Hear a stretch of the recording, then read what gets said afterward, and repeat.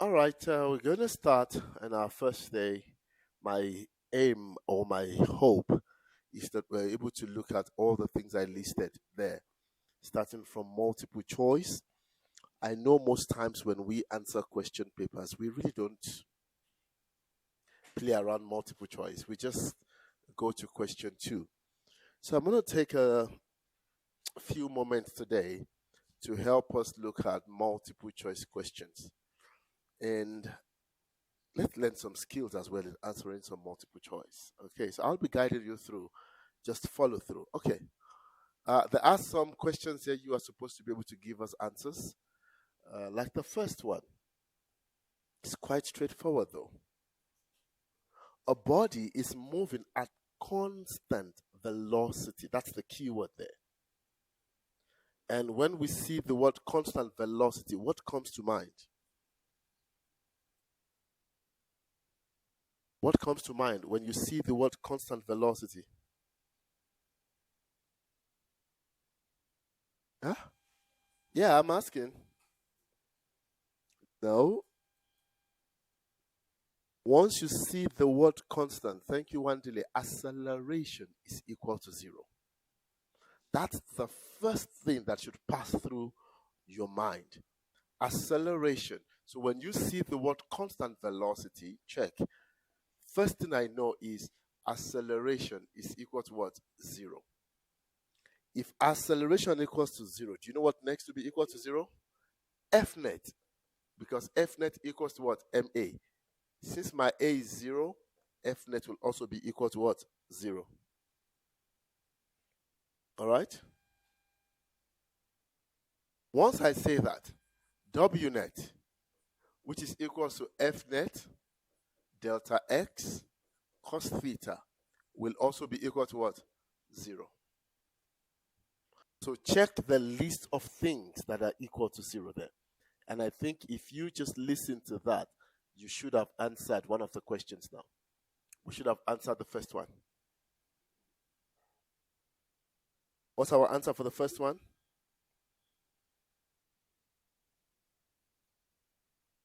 Quickly, what's your answer? Let's be fast. Huh? All right. But don't just look for 0, okay? You got to read what we're looking for. It says the net force acting, all right, acting on it is now what? 0. Why? Because we say A equals to what? 0. So that's the key there. Once we see constant velocity, acceleration is equal to 0.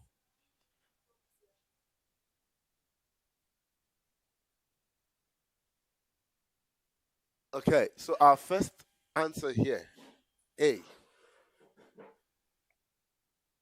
Our first answer, A.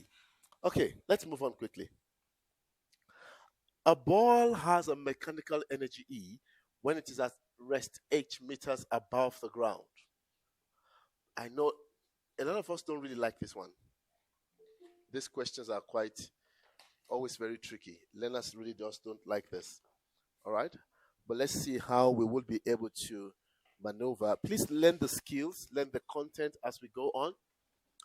A ball has a mechanical energy E when it's at rest 8 meters above the ground. The ball is dropped from this rest position. Now, the examiner is telling us the ball is dropped.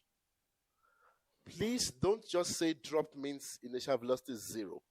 We always check reference to where it is dropped from. Since it is dropped, we're going to talk more on this when we do vertical projectile. Since it is dropped from a rest position, it means the velocity is what? 0. Now, what is the kinetic energy of the ball when it is 1/3 meters above the ground? Let's see something. What's happening in this case? This is law of conservation of mechanical energy.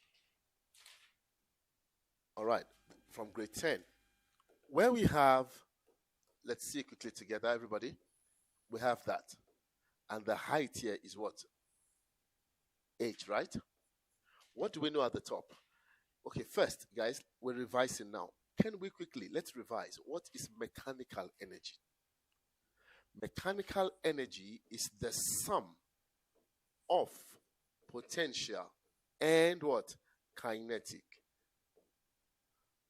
While we do multiple choice, we're going to be talking about a whole lot of concepts that I need you to start remembering. Mechanical energy is the sum of kinetic and what? Potential. Let's state the law of conservation of mechanical energy. I hope you remember the law. What does the law state? Law of conservation. So these are things you must know of mechanical energy. What are you saying?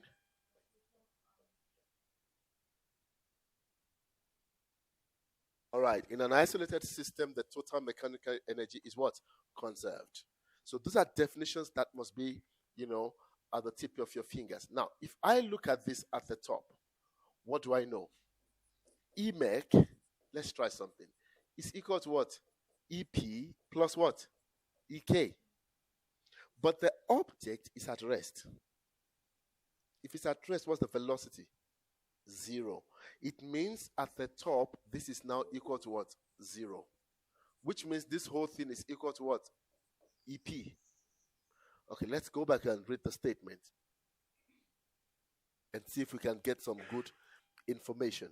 All right. It says that a ball has a mechanical energy E. So the mechanical energy at the top is E. But what did we see just now?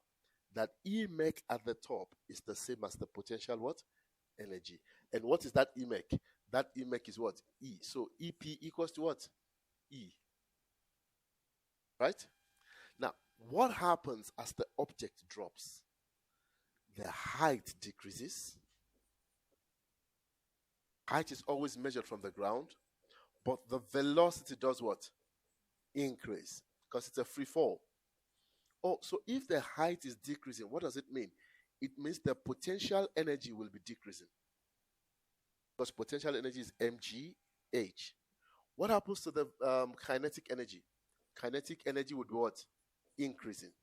But here is the deal that I want us to see quickly, guys.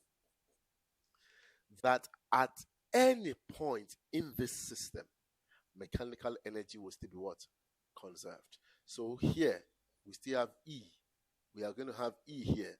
We're going to have E somewhere there. Does that make sense to us? Mechanical energy is what? Conserved. Although potential energy is decreasing, kinetic energy is what? Increasing. They must balance up so that the potential energy, the mechanical energy is what? Conserved. All right, let's see something.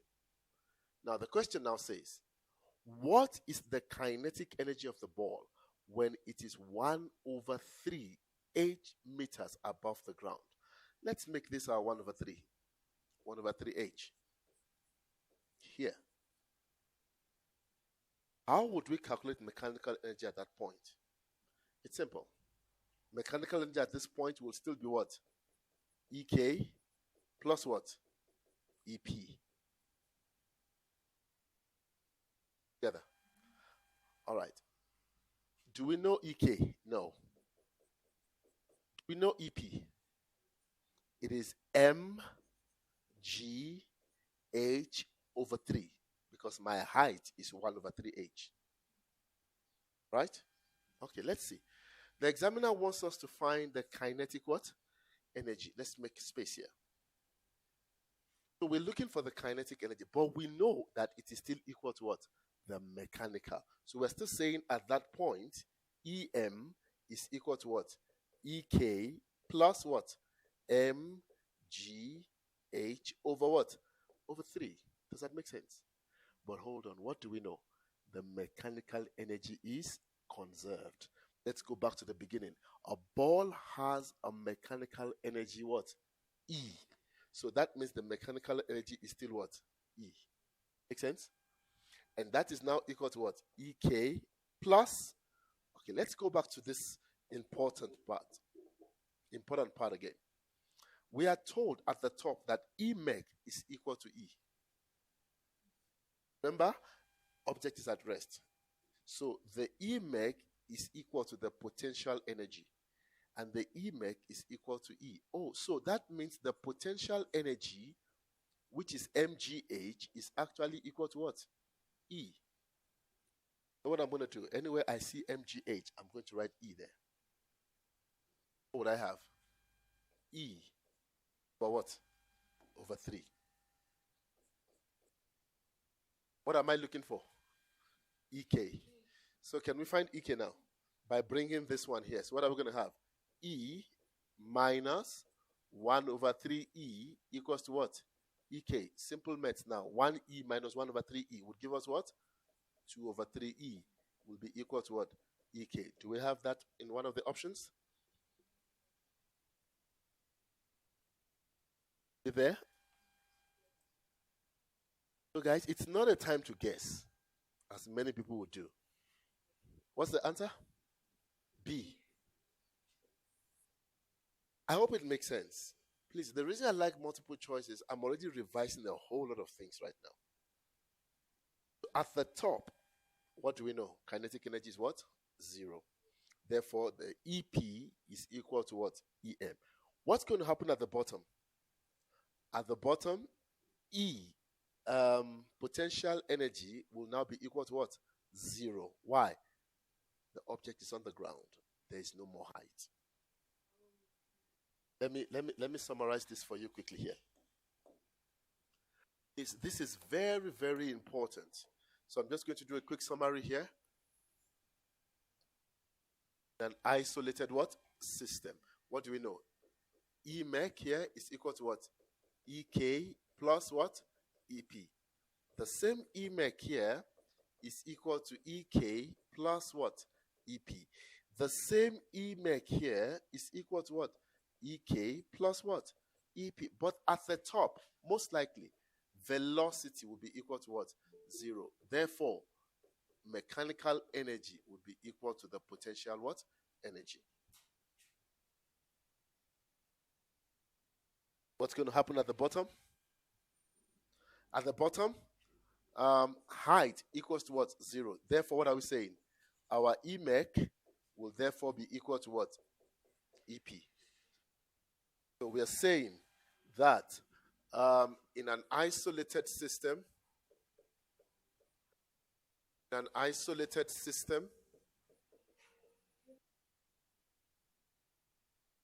the total mechanical energy is conserved. The total mechanical energy is conserved. And you know how they're going to ask you what type of energy conversion takes place here? As the object goes down, potential energy is converted to kinetic energy. That's a very good way to ask you what's going on. Because potential energy is decreasing and kinetic energy is what? Increasing. Why is potential energy decreasing?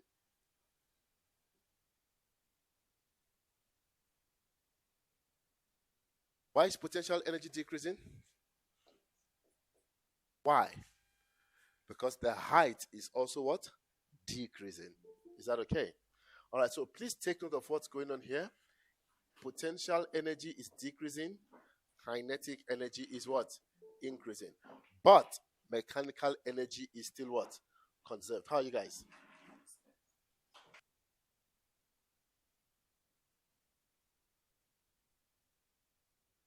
So this is your mechanical energy in display.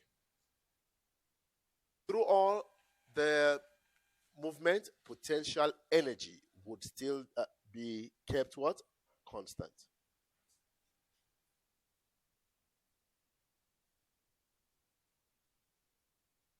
I'm okay. How are you? How are you?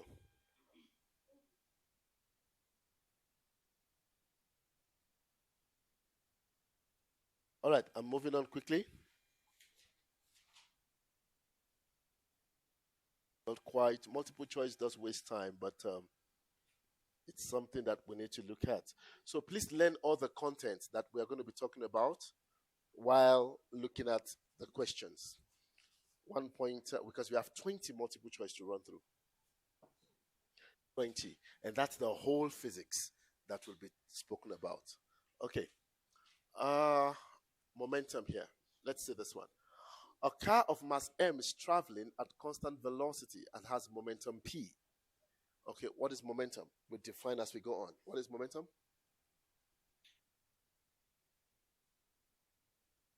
Yes, you are product of mass. Please, guys, don't forget all of these definitions. Is that okay? Momentum is the product of an object mass and its velocity. All right, so the driver notices an object ahead of him and applies the brakes so that the momentum of the car changes to 1 over 2p. All right?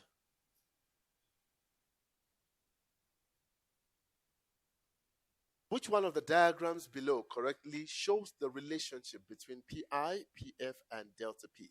First thing I want you to notice, momentum is a vector quantity. Always be careful of the direction. Is that okay? Now, it says a car traveling at constant velocity and has a momentum p. That's going to be the initial what? Momentum. Is that okay? That's the initial momentum.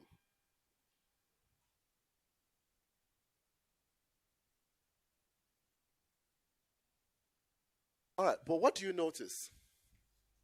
Do you notice? Okay, let's do this. Let's make a list. Our initial momentum, right? Momentum is actually small letter. Our initial momentum is p. Is that okay? What's the final momentum? We are told it changes to what? 1 over 2p. What is delta p? It is pf minus what? pi. Is that making sense? All right. What is our pf? 1 over 2p minus p. What's your answer? All right. This is very key.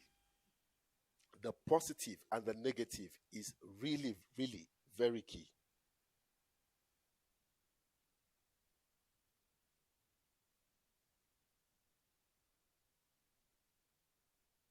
Okay, so let's look at, now if I choose forward, okay, I should have actually done that. If we choose forward motion as positive, the object is moving forward in both cases though. But okay, only that it slows down. What do you notice about the final or the change in momentum? Negative. What does that tell you? That's in the opposite direction. What about the magnitude? I want you to look at the value. What's our initial momentum? P. What's our final? Half P. Is that okay? We expect the initial to be longer than the final. 1 against half. Now, what about the other one? Negative, which tells us it's the opposite what? Direction. But what's the magnitude? Half. Which means it should be the same length as the final one, but the opposite direction. That's how you choose your answers. Let's look at A. What do you notice about A? They are all in the same what? Direction. That's wrong. What about B? Initial momentum is in the forward direction, right? Look at the final momentum. Forward direction. What about the change in momentum? Back. That looks like what we're looking for. Check. Forward. Forward. Positive. Positive. And this one is now what? Negative. Okay, let's go check the other ones before we conclude. What about this one? Okay, positive. But do you notice this is half and half? This length matters, guys. And look at your change in momentum. It's the sum of, it's way longer than both of them. But our calculation says it's just what? Half. So option C is what? Wrong. What about option D? Equally wrong as well. Because we are saying the length. You see, when you see this length, it must be the addition of the magnitude of both of them. What's the correct option? Correct option is what? B. Then you guys do well here in guessing. It's just something you do. You get a distinction in guessing. So please, I don't want you to guess. Work it out. Look, I only used calculations to get an answer here. And used my calculations, compared it with what the answer is giving me. Guys, are we okay? Everybody okay here? Did it make sense?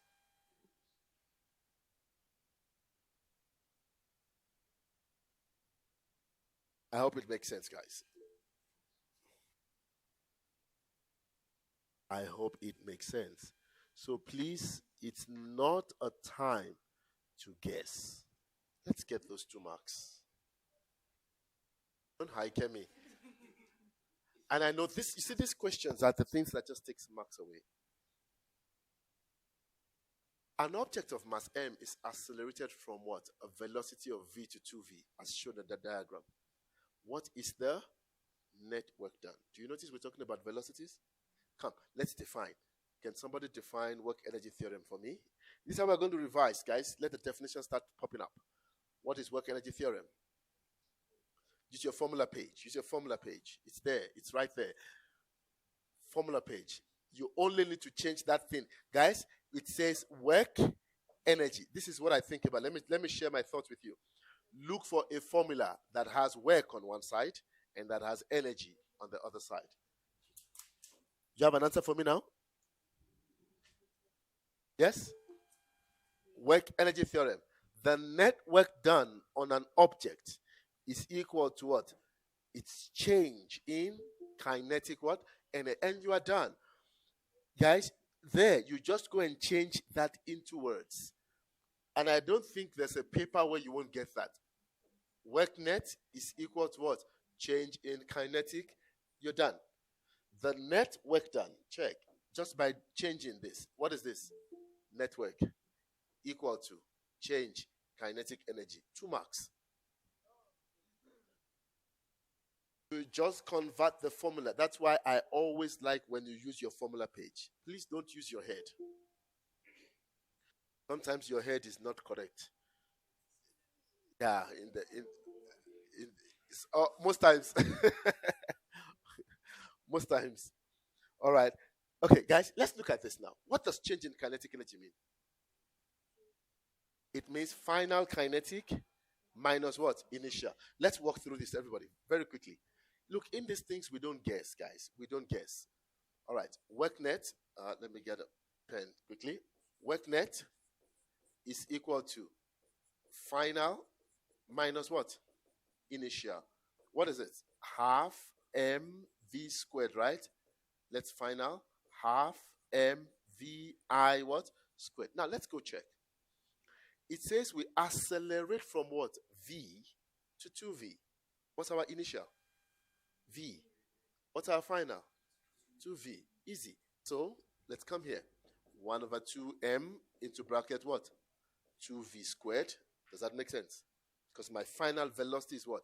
2v. Minus 1 over 2m v squared. Can we expand? Here, I want to tell you something.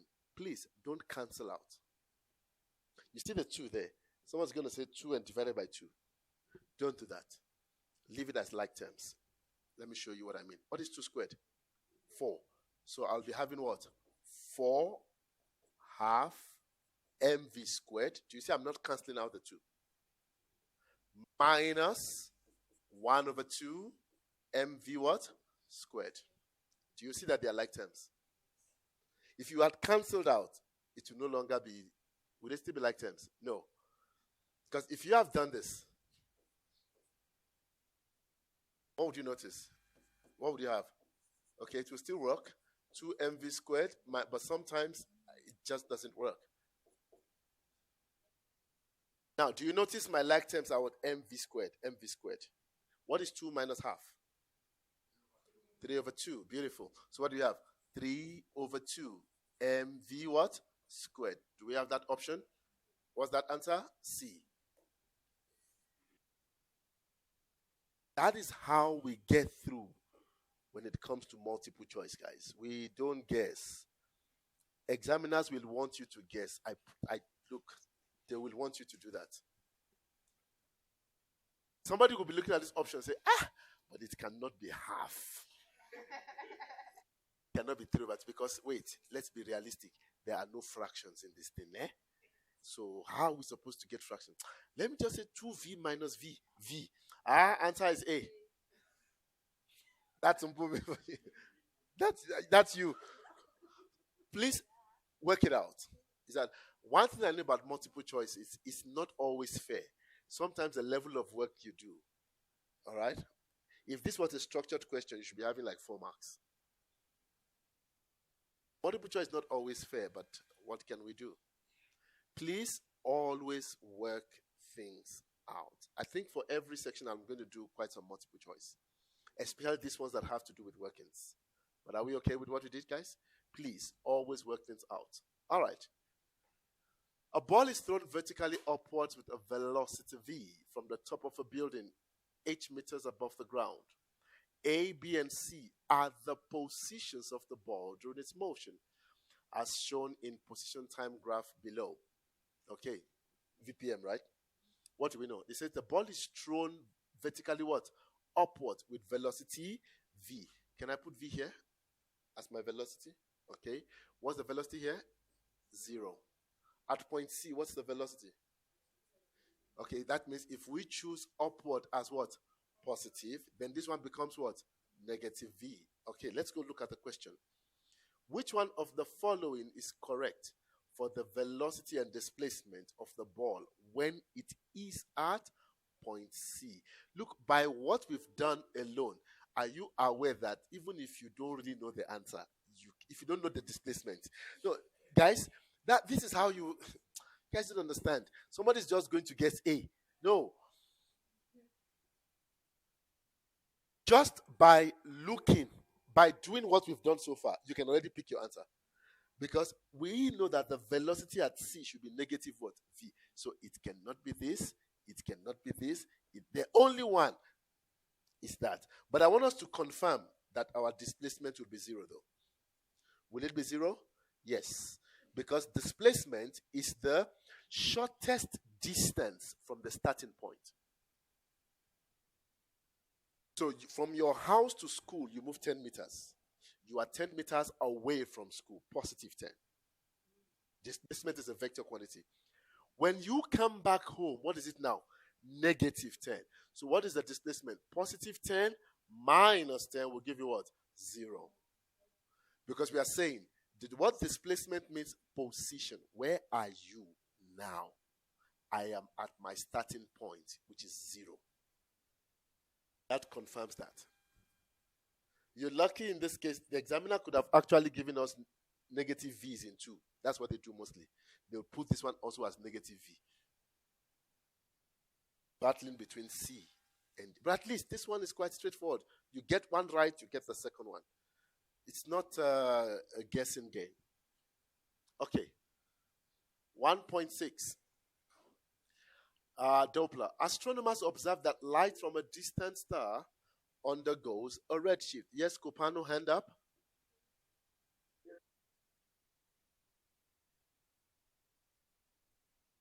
I'm not so sure, but I don't know if it's Free State 2023, Limpopo 2023. Okay. All right, there are 2023 papers. Okay. Awesome. Astronomers observe that light from a distant star undergoes a redshift. Please, everyone, in 30 seconds, define redshift in your page. Quickly. Everyone, those of you at home, no checking, write down the definition of redshift. This is how we are going to define, guys. This is how we are going to practice redshift. Quickly, 30 seconds. Asan, come. I'll make it 45. Don't say me. I should have actually been doing this from question 1. No one, if they cheat, it's on them. If you're at home and you're cheating, definition for redshift, Gundo. We are defining redshift. Whatever you can remember, try. Remember some words. Red means, listen, it's very easy. Red means you are moving what? Away. Red is danger. That's all you know. Never.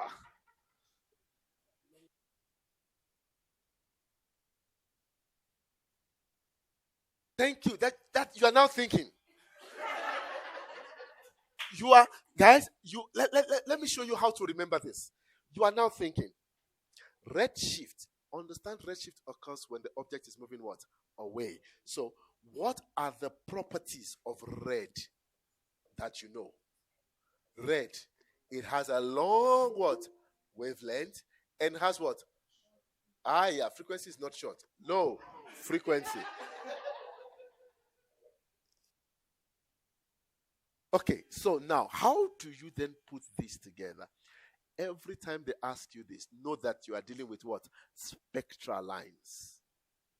So what do you say? The spectral lines shifts towards, not away, towards the red end of the spectrum. It's a spectrum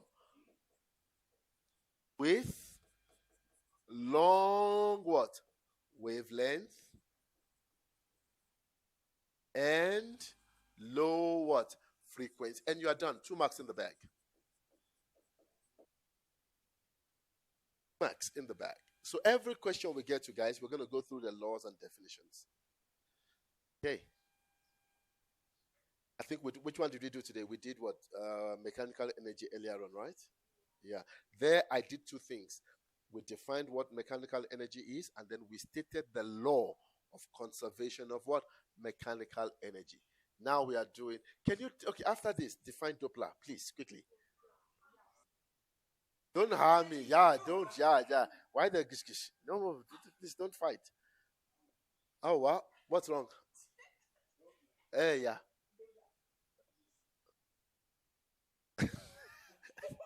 Okay, all right, relax. You want to copy the Doppler. All right, but guys, redshift, are we okay now? Okay. Okay, can we answer this question now? Which one of the following combination is correct for the observed wavelength and observed frequency when compared to the wavelength and frequency of the light source? I think we've answered that already by writing long wavelength and what? Low frequency. So if it's a redshift, what are we going to have? A longer wavelength, so it has to be higher than the original. What about the frequency? So what's your answer? B. Not my mother likes rice, I like beans. Today we are eating pap, but there's no fish and meat. C. Is that okay? So we look at the properties. Once they mention redshift, we look at the properties. Make sense, everybody? All right. 1.7. I know you guys don't like this one. Again, it's calculations. Let's try together. Guys, we are going to calculate and then go find our answer in the options. That's what we're going to do. 3 small identical spheres A, B, C. Let me move this up a little bit.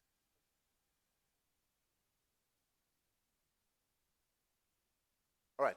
3 small identical spheres A, B, and C carry charges as shown in the diagram below. The distance between A and B is x. All right. So we have positive, negative, positive. Electrostatics. What law should you be knowing here? I know you don't want to tell me because I'm going to ask you to define. What law should be the main thing here? Universal law of gravitation. It's Coulomb's law. You're trying.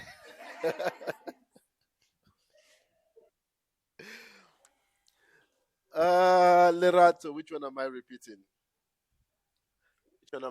Long redshift means longer wavelength and low frequency. So the wavelength should be higher than the original and the frequency should be lower than the original. That's what we're saying. Let me know if that's okay. Okay. For sphere B to experience a zero net electrostatic force, what must be the distance between B and C? Okay, I want you to look at how I'm going to interpret this. It says that our focus is on B. Is that okay? All right. Our focus is on B. Let's do this. Let's draw a free body diagram quickly. Yes. A vector diagram at point B. B is negative, right? A is positive. What's going to happen between A and B? Attraction. But our focus is on what? B. A simple way to look at it is this. How will B move? Will B move to the right or to the left? Remember, our focus is on B, right? So B should be moving where? To the left. You are going to need this when you get to the main question. Okay. Since it's force, let's call this F what? A. Make sense? What will be the effect of C on B? Where will B move to? Looking at C. Away from C. It's an attraction. All right? So this should be going that way. Is that fine? F what? C. Are you with me, everybody? Okay. I want us to enjoy this. We don't know what the answer would be yet. But let's see something. It says the net. Since we are dealing with force, can we choose direction? Let's choose right as positive, and then this one becomes what? Negative. Okay, what is F net? It is going to be the sum of both of them, right? Make sense? So can we say negative FA plus what? FC. Does that make sense? Are you okay? Then we said left is what? Negative. And it's negative what? FA. Make sense? But they told us the net force is equal to what? 0. Oh, sweet. 0 equals to negative FA plus what? Can I move the negative FA? What do I have? FA must be equal to what? FC. Are we good? All right. What is FA, by the way? What is the formula for F? K, QA, QB, since I'm dealing with A and B, right? Over what? R squared should be equal to what? K, QB, C over what? R squared. This R here should be the distance between what? A and B. This one should be the distance between what? B and C. I'm going to do some strange math here. Guys, there's K on the left and K on the right. Can I cancel them out? Okay. Can I divide both sides by K? That's what I'm saying. Divide both sides by K. Make sense? Divide both sides by QB. What do you notice? QA. And what is QA, by the way? I think we know the... All right. It's 4 Q over... What is RAB? The distance between A and B. It's X, but it must be what? Squared. Equals to... Do we know QC? What's the charge on Q? It's Q, right? Over. Do we know the distance? No. That's what we're looking for. Let's do basic maths. Basic maths. What would you have done? Aha, I knew it. Cross multiply. It's fine. Let's cross multiply. So we cross multiply, right? What are we going to have? R squared 4Q equals to what? QX squared. Is that fine? We're looking for R, right? So R squared will be equal to what? QX squared over 4. Can these ones divide? So what do we have? R squared equals to what? X squared over 4. What is R? Square root. Which is half X. Do we have the option there? What is it? B. Somebody will have guessed. Oh, really? And got it right. How would you have gotten it right, though?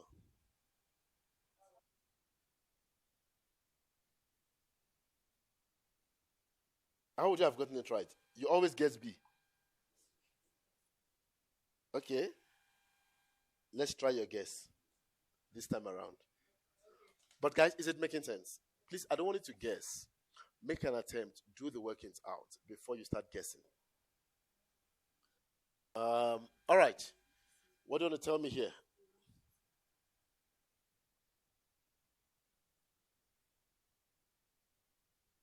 All right.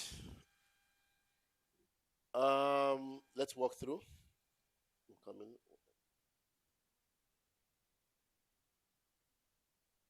Okay, let's check.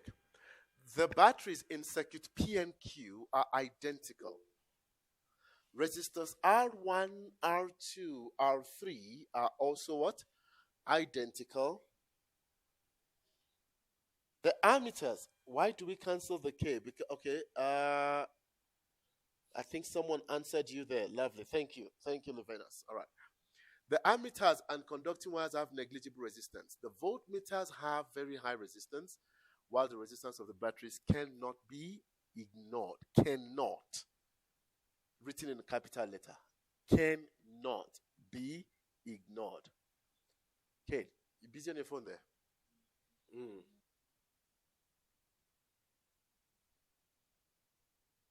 Okay. All right, let's check something here.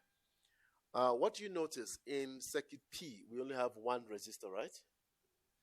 Since they said they are all equal in terms of they are identical, can I call this R? This one would also have R ohms, and this would all have what? R ohms. All right, which one of the following combinations is correct for the voltmeter reading? Guys, before we even do anything here, which cell would have a higher resistance? Is it cell P or Q? Why? Checking your straightening your shoulders. But there are two resistors there. They are in parallel. Don't just change your answer. They are in parallel. Let's do this. How do you calculate total resistance in parallel? Since there are two, we can say product over sum, right? Okay, what is the product here? R squared, sum, R plus R, 2R. What will this give you? 1 over R. R over 2. Okay.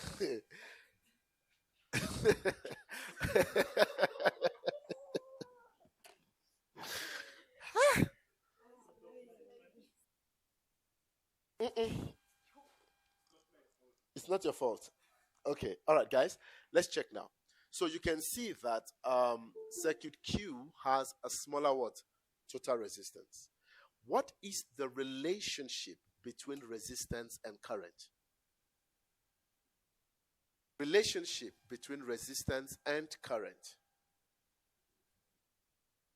They are inversely what? Proportional. So these are points you must start taking care of now. I know you threw away physics. Né? Hoping to catch up in 4 days. Awesome. Okay. Guys, what are the things we've said? Resistance, RP is always what? Smaller. Is that okay? Than R series. 2, R is inversely proportional to what? Current. So which one do you think would have a higher current? If resistance and current are inversely proportional. Talk to me.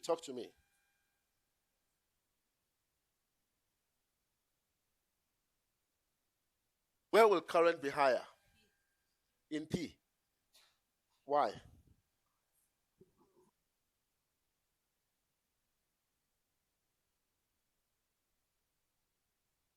So just look at the value of the resistance, guys. Look at the total resistance. The total resistance in Q is small because the resistors are connected in what? In parallel. Is that okay? Where there is small resistance, what's going to happen to current? Current is going to be what? High. Is that okay? So we have a small resistance in what? Q. Therefore, the current in Q is greater than the current in what? In P. Okay, we're going to find our answers. I see they're using A. So we are saying AQ is greater than what? AP. Do we agree now? Why? The resistance in what? Q is smaller than the resistance in what? P. All right. What about the voltmeter reading? Voltmeter reading. Guys, do you notice there's an internal resistance here? I taught you revive. That's what I'm going to use. If you revive, I said 4 marks. That if the resistance is high, current will be low. And if current is low, the internal voltage would be low because of Ohm's law. And the external voltage will increase. Because I see that the examiner is asking for external voltage by saying voltmeter what? Reading. So do you notice that the one with the high resistance is the one with the high external voltage? Which one has the high resistance here? It's P. So it means the voltage of P should be greater than the voltage of what? Q. Okay, let's go find our answers. Okay, if we use VP greater than VQ, it's either A or C. B is out. Does that make sense? So it's either A or C. But what did we say about the current? Okay, I see they're using P first before Q. What did we use? We used Q before what? P. So if we reverse it, AP must be less than what? AQ. Option is correct now. Option C. Take note of the things you're learning. Resistors in parallel will always be smaller. Is that okay? Than resistors in what? Series. And they are inversely what? Resistance and current are inversely proportional. And then you have your revive. Why am I using revive? Because there's internal what? Resistance. R stands for resistance. I stands for current. VI stands for V internal. VE stands for V external. What is the relationship between current and resistance? Inversely proportional. What's the relationship between current and voltage? Directly proportional. All right. Make sense, everybody? Lovely. These ones are easy. Let me give you 30 seconds or 1 minute to answer both questions without you talking. Not one and a half. Okay, 1 minute, 30 seconds. Okay. Read. Not two. Not two. These questions are straightforward.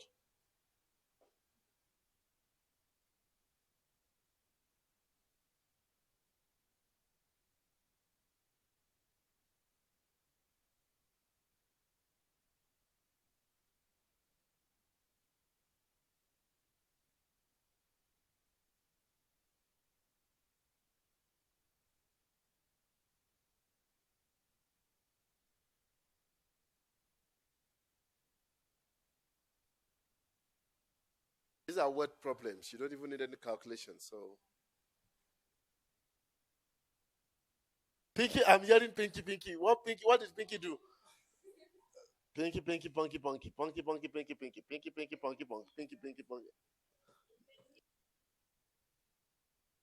I worry. I worry.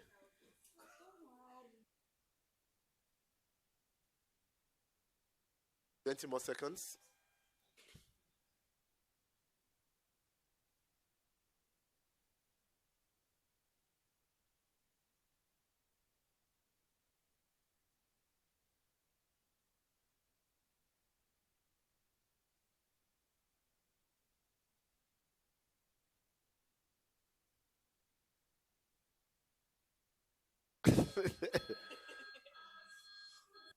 All right.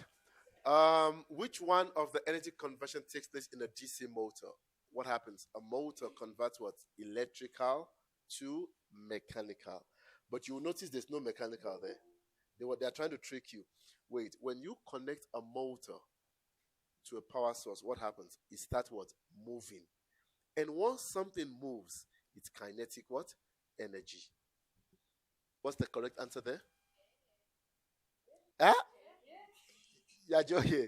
Okay. The correct answer is what? B. Don't play games with me. Which one of the following graphs do you think when they were setting this, they were playing games? All right. Which one of the following graphs correctly illustrate the relationship between maximum kinetic energy emitted from the metal surface and the frequency? This graph is a graph you have seen before. The correct answer is G. What do you mean you've done the photoelectric effect? Guys, this is photoelectric effect graph. Come on. I taught you photoelectric effect. So you cannot be shocked. Guys, do you know this graph? This graph is the one they give you. This is the common question where the common graph they give you. And then you have it extrapolated. That's it. And this is what? EK, and that is what? Frequency. Is that not the graph there? And what is this point called? That's your threshold, what? Frequency. What is this point called? Your work, what? Function. And what's your gradient? Planck's constant. Done this over and over and over again. There's no way you're going to do photoelectric effect without knowing this. So the correct option is what? D. Okay. All right. I think you can answer these two questions. You have 60 seconds this time around. One, 1 minute 20.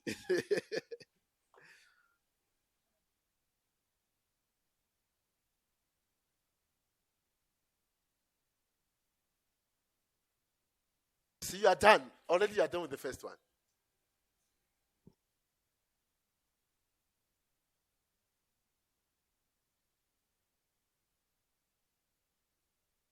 I need as many answers as possible, guys. Get it wrong and be corrected.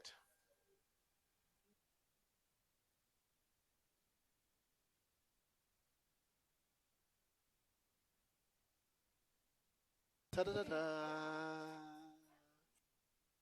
Ta-da-da-da.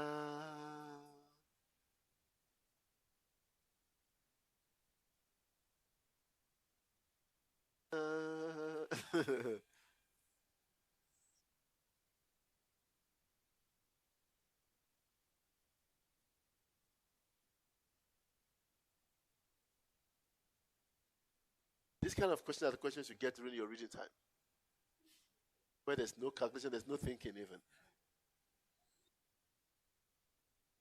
There's no thinking. First answer is wait. First one, wait. Is that okay? Number two, a driver of a truck places a suitcase on a level dashboard in front of him. He observed that the suitcase is what? Sliding towards the windscreen. That means that it's now moving, no, towards the windscreen. It's on the dashboard. Now moving towards the windscreen. That means the thing is moving forward. Yeah. So that is Newton's what? First law. It means the guy is still going to be moving forward, but slowing down now. Yes. An object will remain at rest or continue in uniform motion. Is that okay? Yeah, you are picturing the driver. Shame. Guys, this thing is moving what? Forward.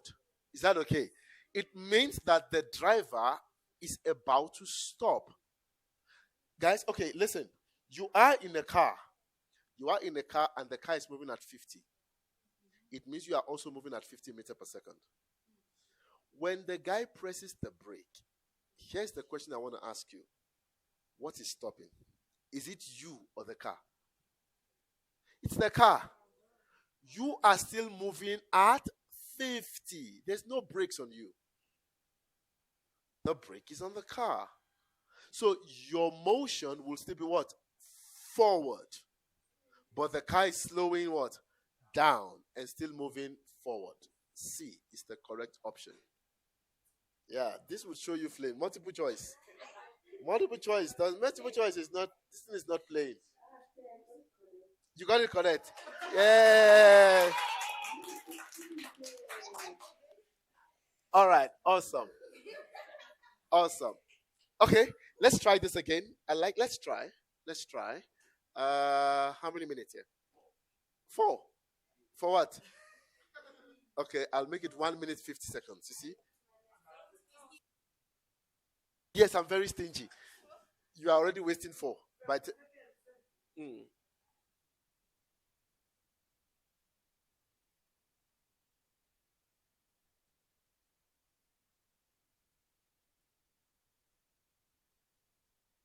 okay, this one is just to answer 1.3.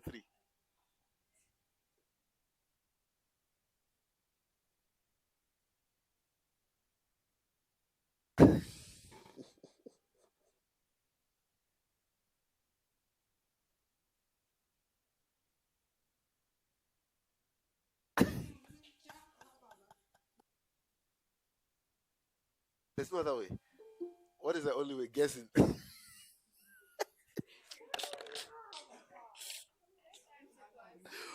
I want to please show me your workings. No, this for just for the first one. For the first one only.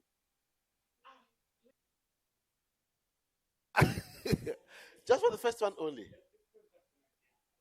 Why are you guessing? Hi.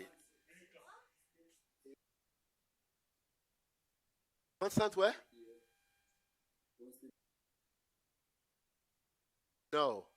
The question is correct. There's nothing wrong with the question.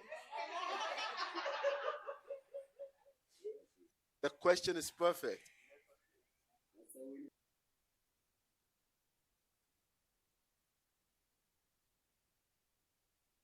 Before it reaches. It says 1 second before.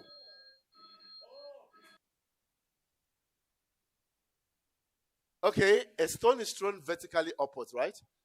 Which one of the following combination correctly represents the stone acceleration? Now, it's a free fall. What do we know about a free fall acceleration? Acceleration is 9.8 meters per second what? Squared. Where? Downwards. All right. And velocity 1 second before. Come, let's try to draw. So the object is going up, right?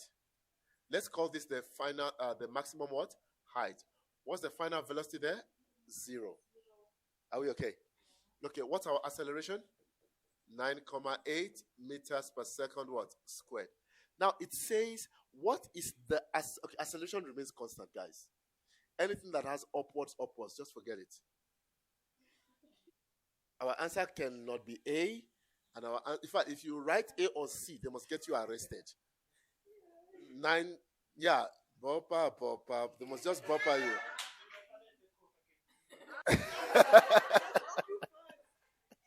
All right, so please, it has to be what? Downward. So we are looking at either either B or D. Is that fine? Okay. But we are looking for the velocity. Come, let's make this VI. Is that okay? Let's make that VI. I want to show you that you don't need to guess throughout. It says 1 second. It means our time frame here is what? 1. What is acceleration, by the way? Acceleration is what? Delta V over what? Delta T. Make sense?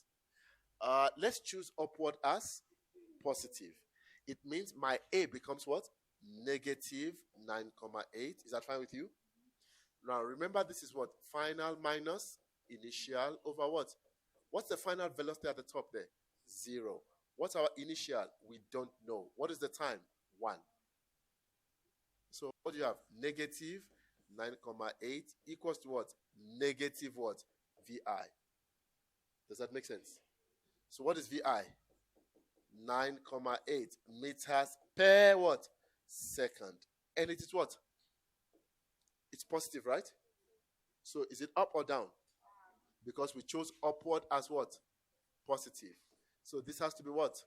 Up. 9.8 meters per second upwards. While the acceleration is what?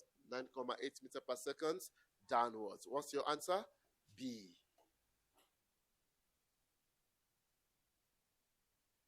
Show your calculations to these things. Is that okay? All right, 1.4. We did something similar to 1.4 earlier on. So I shouldn't be giving you more than 60 seconds. Yes. It's even 59.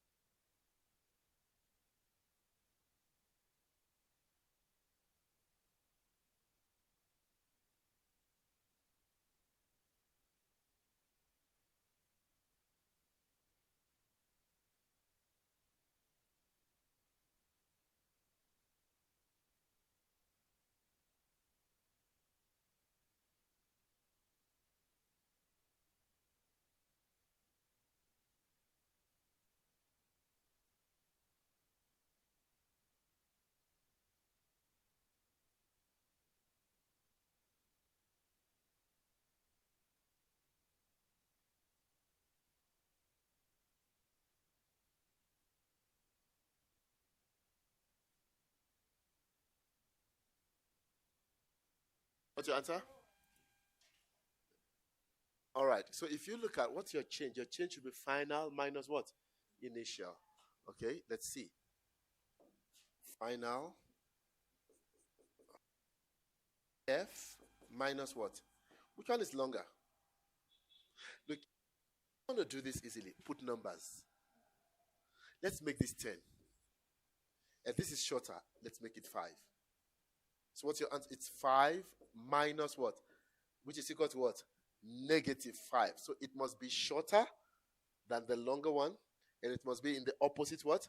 Direction. What's your answer? D. We're done.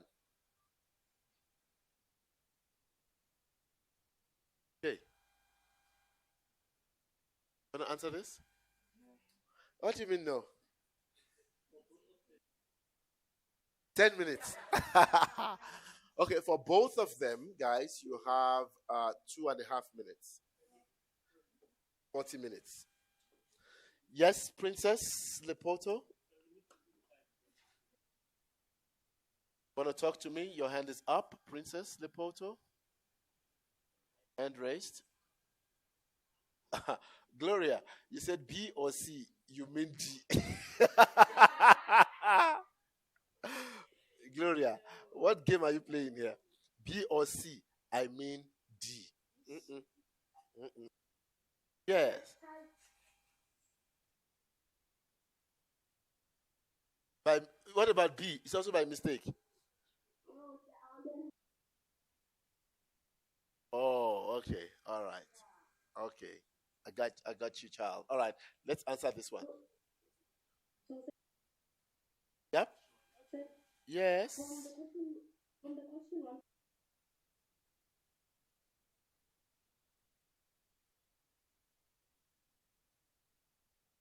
Okay, I'll go back to 1.4. Let's answer this one. I'll go back to 1.4.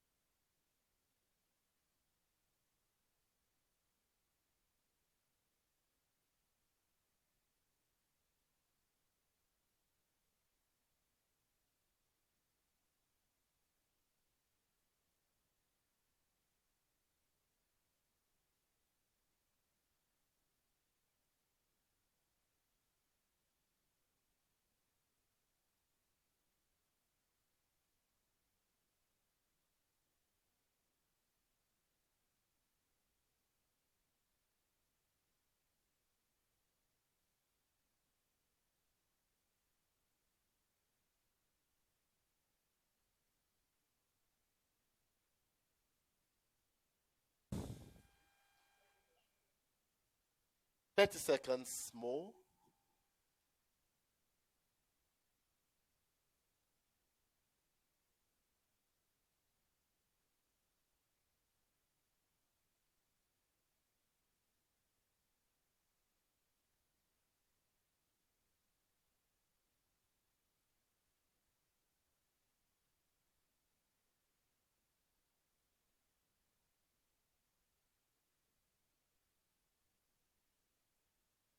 All right, let's mark. An object is dropped from a height h, all right, above ground level. Which of the following best represents the relationship between kinetic energy and its height above ground level? What's your answer going to be here? My answer is A. My answer is A here. How did you get A?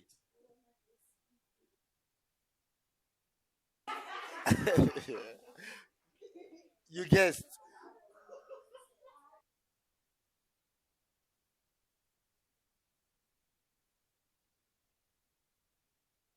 The what? What did you say?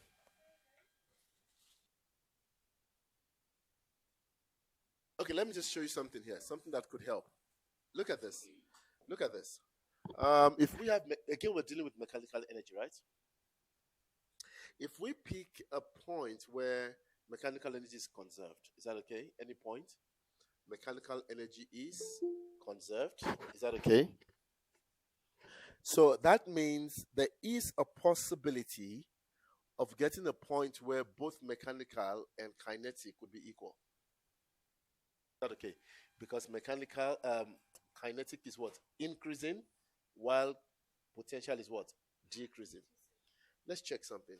If I then say EP is equal to EK, because that is also equal to mechanical energy at the top and at the bottom.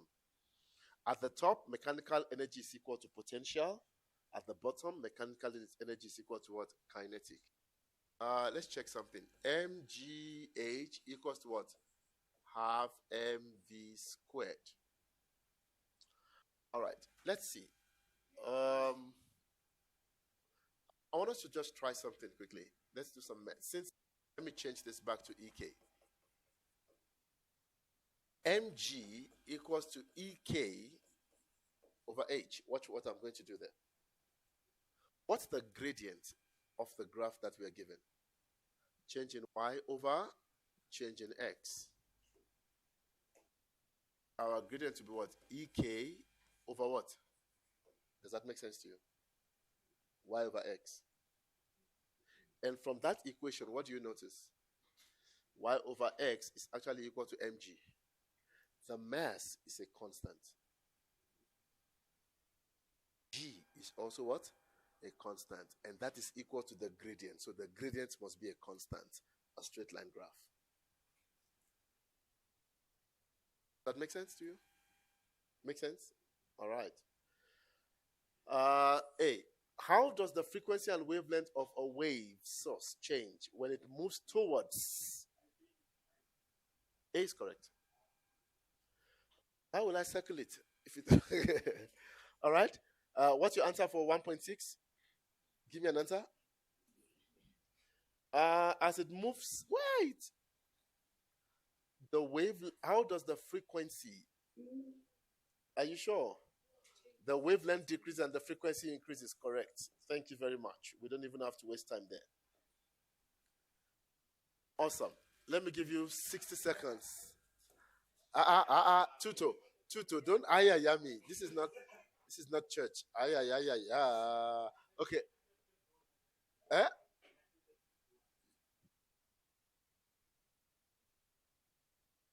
All right. Answer this for me quickly. Let's see.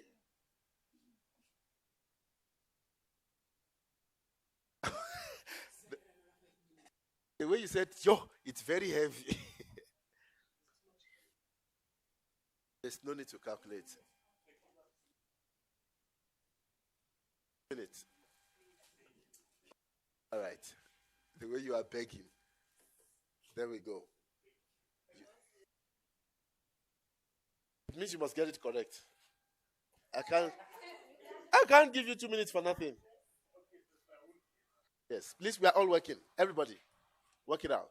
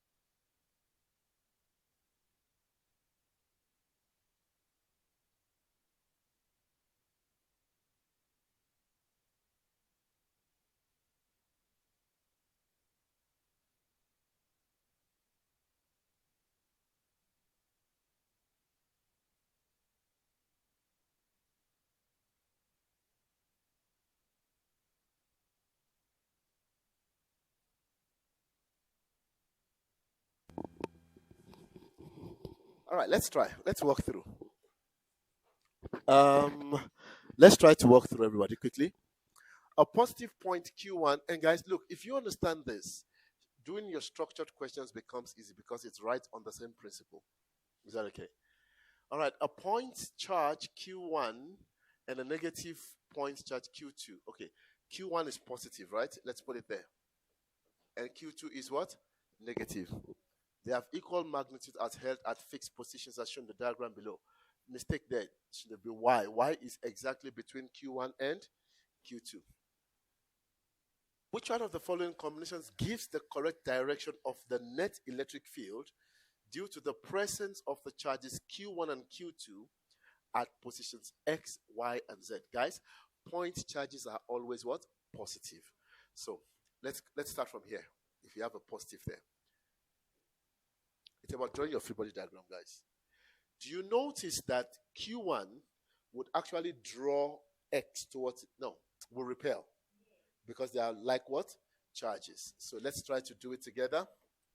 Please, I want you to watch what's going to happen. That will go this way, right? What about Q2 on X? Because they said net. You see, when they use the word net, it has to be more than one. Do you notice Q2 is negative and X is what? Positive. It will be drawing X. But here's the problem. The distance also matters. The longer the distance, the smaller the force. This one would only be able to pull just to a small extent. So our net would be towards the left. It's either C or D. Please take note. If you write down the formula, E, if you write down the formula of E, it is E equals to what? K, Q over what? R squared. Do you notice R is a denominator? When R is small, what happens? E becomes big. That's why the law says that what? It is inversely proportional to the square distance between them. Okay. That's why the effect of Q1 is more than the effect of what? Q2. Does that make sense? Okay. Are you all okay with X? Let's go to Y. Do you notice they both have the same answers? Can I jump to Z? I don't want to waste my time. Already I know it's left. But this examiner is smart. Left, left, right, right. Can I go to where the answer is different? Okay, let's go to Z. Z is also what? Positive, right? Let's draw a free body diagram. Due to Q2, what's happening? Excuse me. Q2 is negative, right? But it's closer, so this one will be very strong. What about Q1? It's repelling, but it's farther. That means the effect will be what? Smaller. The net force will be towards the left.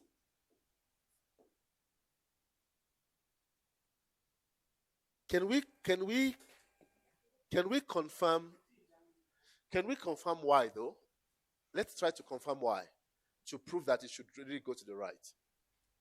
Again, positive, right? Oh yeah, it would go to the right. Why? Q1 is positive, Y is also what? Positive. Our focus is on Y. What's going to happen? Repel. So it's going to move that way. Make sense? Q2 is what? Negative. Y is positive. It's going to pull Y. Please, can we switch off all the mics?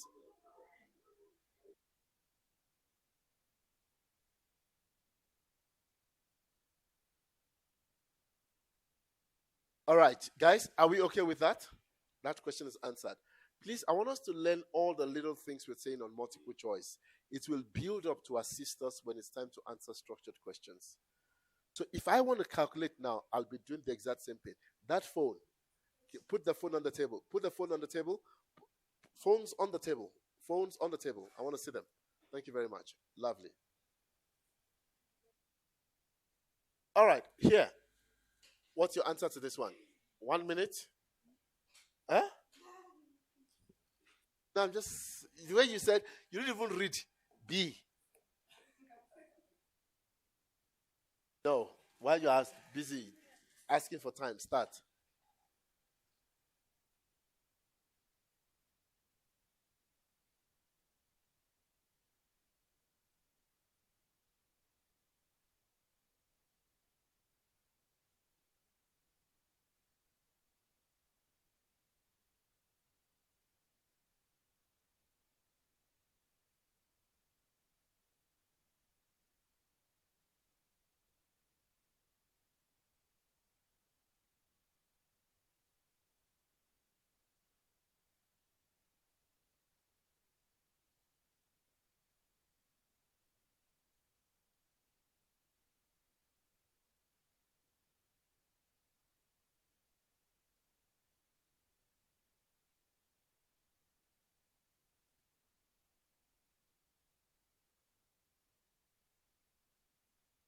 Okay, I'll give you another minute.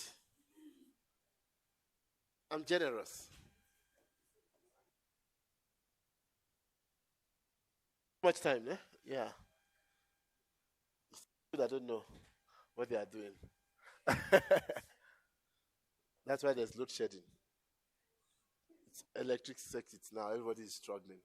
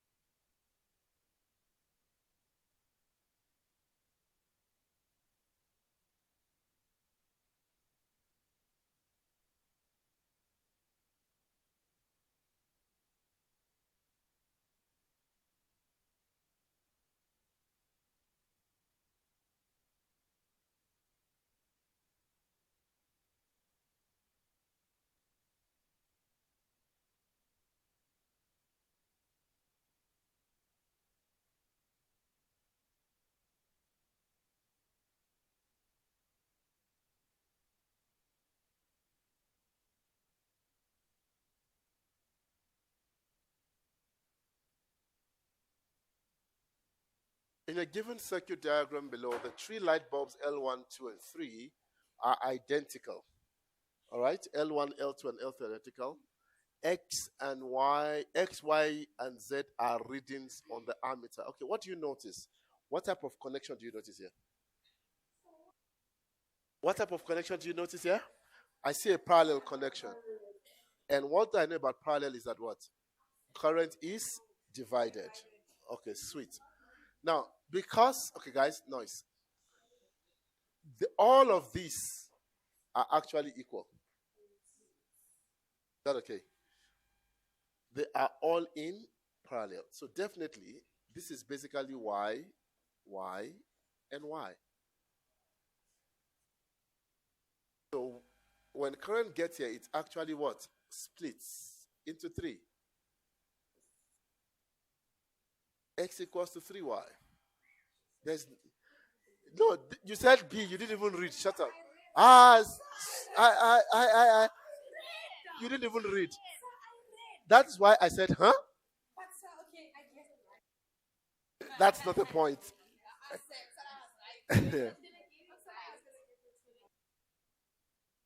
Please, is it making sense though? They are in parallel. Current is what? Divided.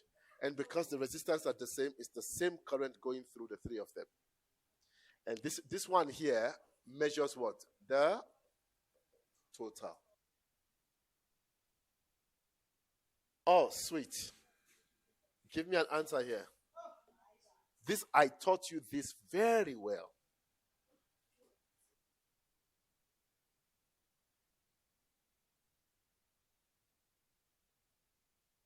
Understudy, okay. Those of you that want me to explain, I'll go back there.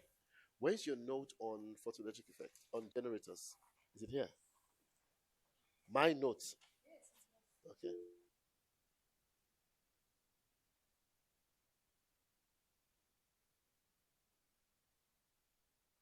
I need an answer. Check. The answer is here. Can you see that graph? And look at.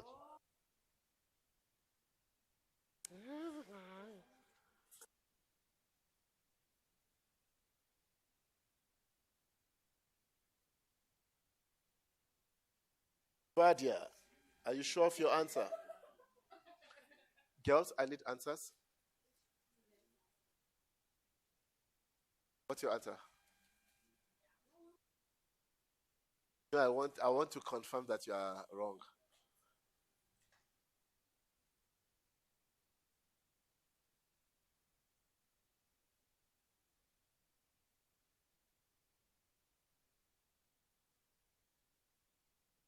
Guys, when I did photoelectric effect, I specifically did things like this with you.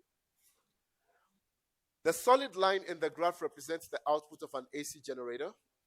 The dotted lines represent the output of the same generator after a change has been made. All right, guys, the solid lines represent the original one. That okay? And this is a change made. Okay, here we are not actually increasing current. We are now what? Decreasing. What are the three properties of three ways of increasing current? Number one, increase the number of turns. Number two, use a stronger magnet. Number three, increase the speed of what? Rotation. Now, if you look at the graph, guys, if you look at the graph, let's do a bit of maths. Do you notice you have one complete rotation there?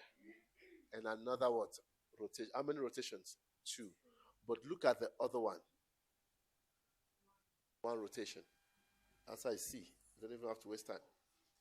The speed of rotation of the coil has been what? Half.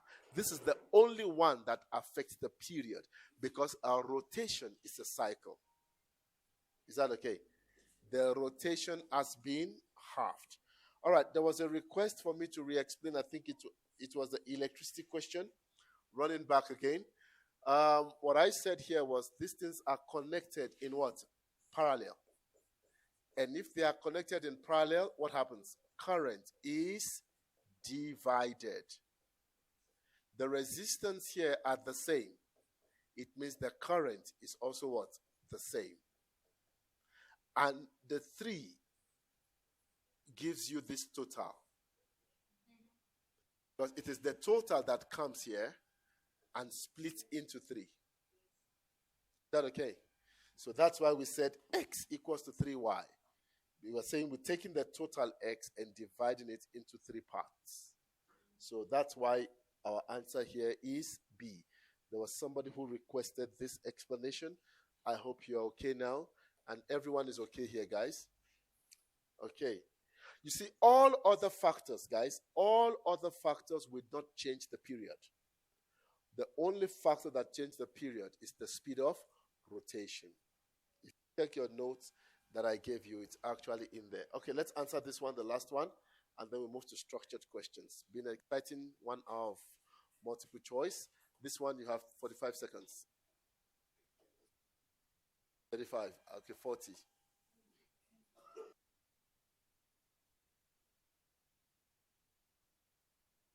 There are some multiple choice that are fast.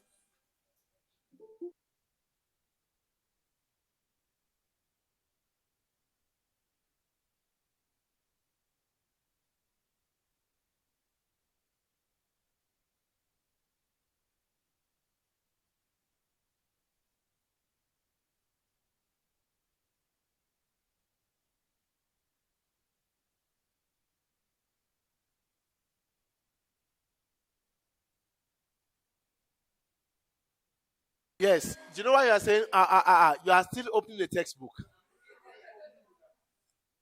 You are opening the text. That's why you are saying Guys, what type of spectrum is this? Is it emission or absorption?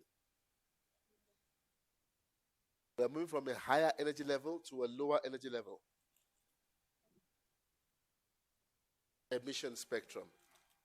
It's emitting because it's losing. She kept saying absorption. It's emission. If it's absorbing, then it goes up because it's absorbed the energy. All right. But what do we know? If you look, guys, just look at the formula. E equals to what? Hc over lambda. This is a constant. So what's the relationship there? They are inversely what?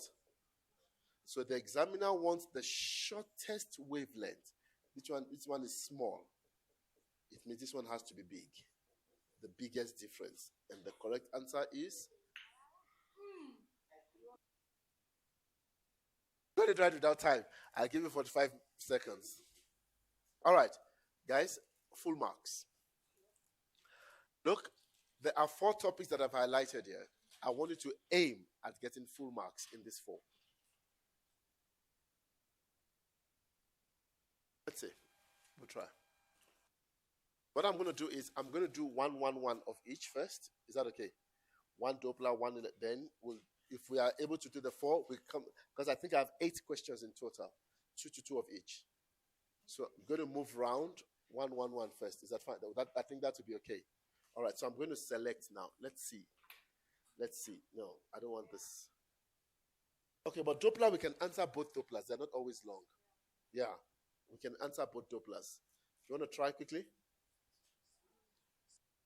Let me give you 6 minutes. Do you see that you were running away from Doppler? Now check 6.1.1. I knew I was coming to catch you. That's why I said, don't worry. The question is, did I get you now or not? Okay, quickly. Get what can you get me in 10 minutes? No, 10 is too much. I don't have time. Stop talking, you'd get things done. Everybody walk through 8 minutes. What can you get us? Um, let's try to make it bigger. That it's not just me giving you answers, you are working things out.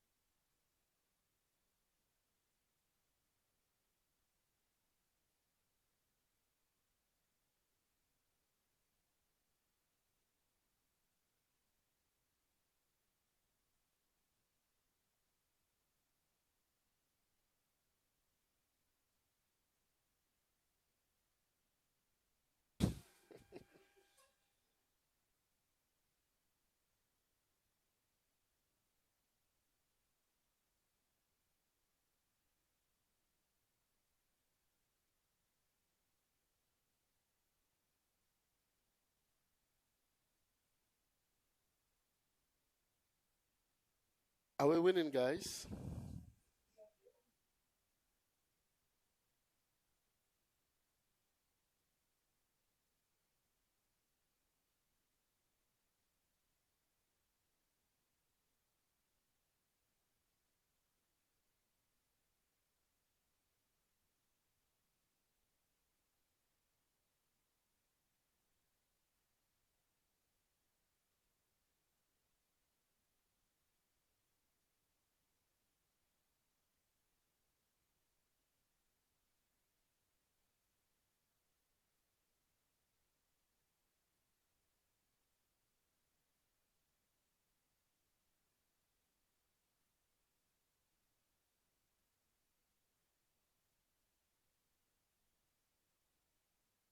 All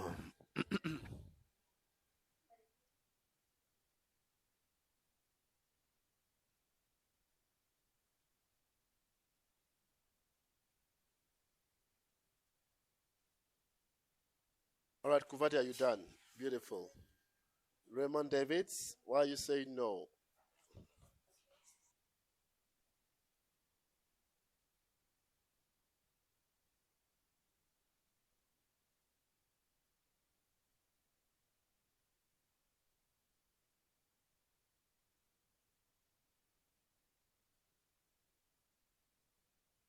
Which? Okay, 6.1.2.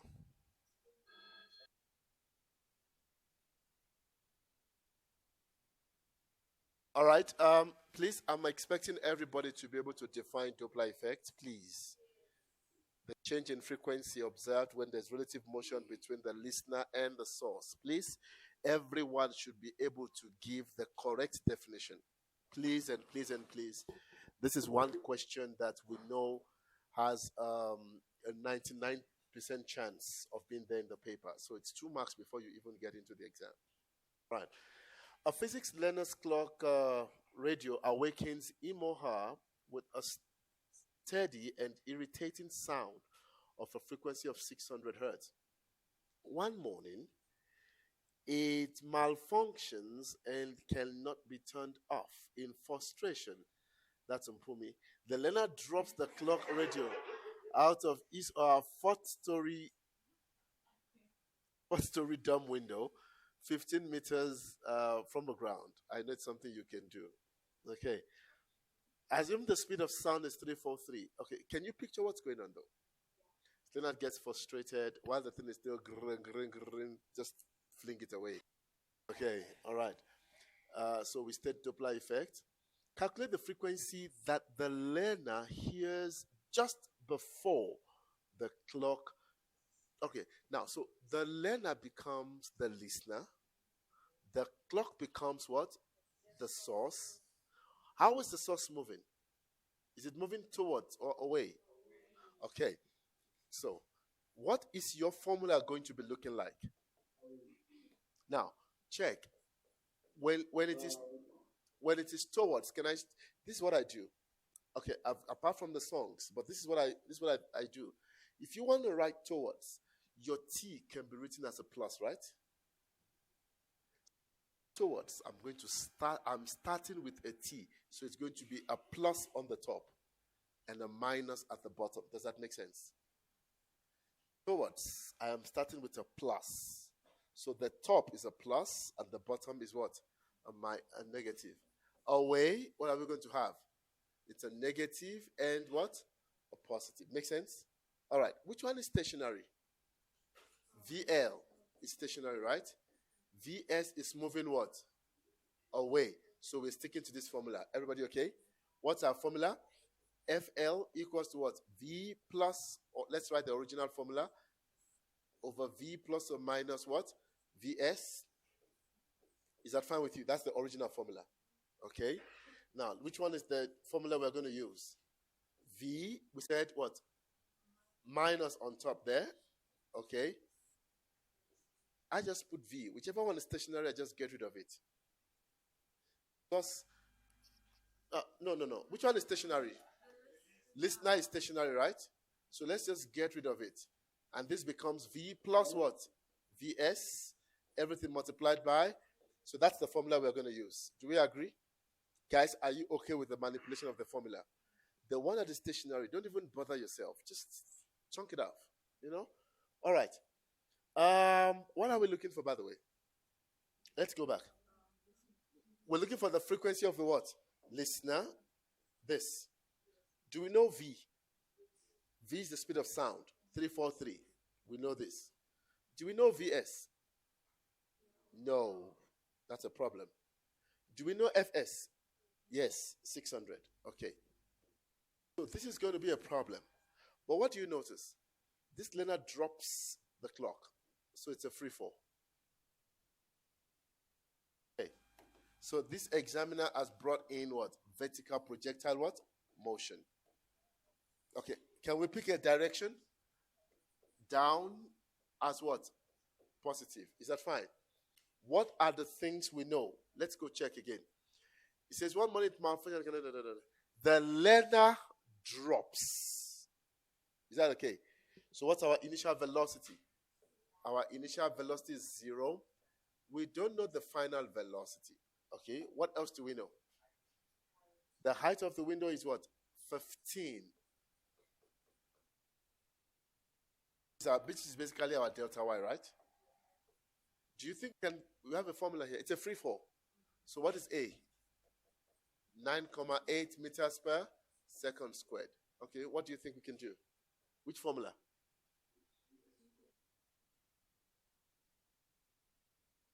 F squared equals to what? Vi squared plus 2. Will this work for us?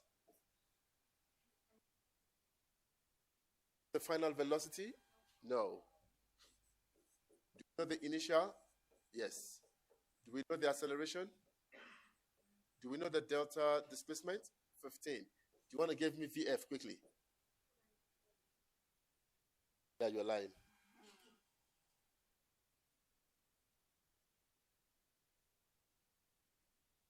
$17,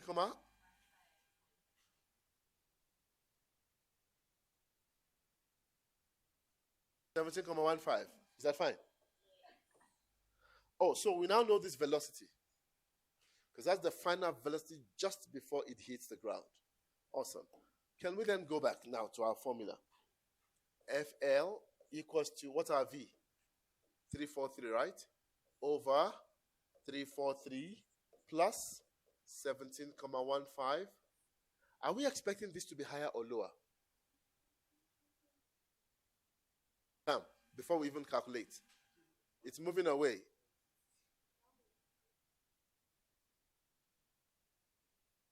Not sure, Bonga, the way you are demonstrating.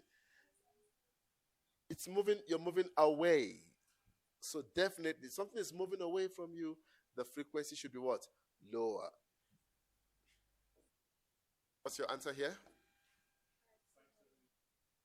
571. Because you know I'm going to say it's wrong already. But you're not giving me units. Did that make sense? All right. So the examiner has just brought in a bit of vertical projectile what? Motion. What's your answer, Tuto? Is it wrong? Guys, I need to move. 6 marks there in the bag. Quickly, explain the change in frequency observed by the learner with reference to the speed of the clock radio. Wait, explain the change in, it's 3 marks. Explain the change in frequency. What's happening to the frequency that the learner observes? It's decreasing, right? Okay, with regards to what? Guys, every time they ask you to explain, try to use a physics formula. Okay, let's see. So we're using this formula, right, to explain. So let's try. I want us to see if we can use the formula. We're saying FL equals to what? V over V plus what? Vs. That's fine. Let's try to use the formula.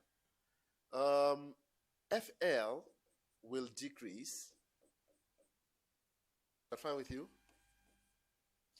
As what? Vs increases. That makes sense. FL will decrease as Vs increases, because we see that that's a denominator. They said we should explain. Let's see.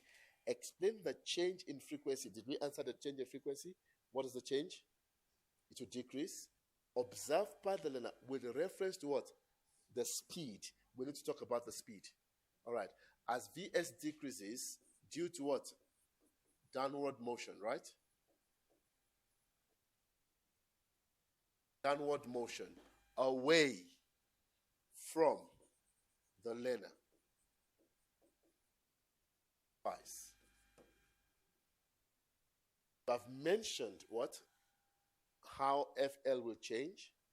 You've spoken about the speed and you've spoken about the direction. It's moving what? Away. Therefore, the frequency will what? Guys, are we okay there quickly?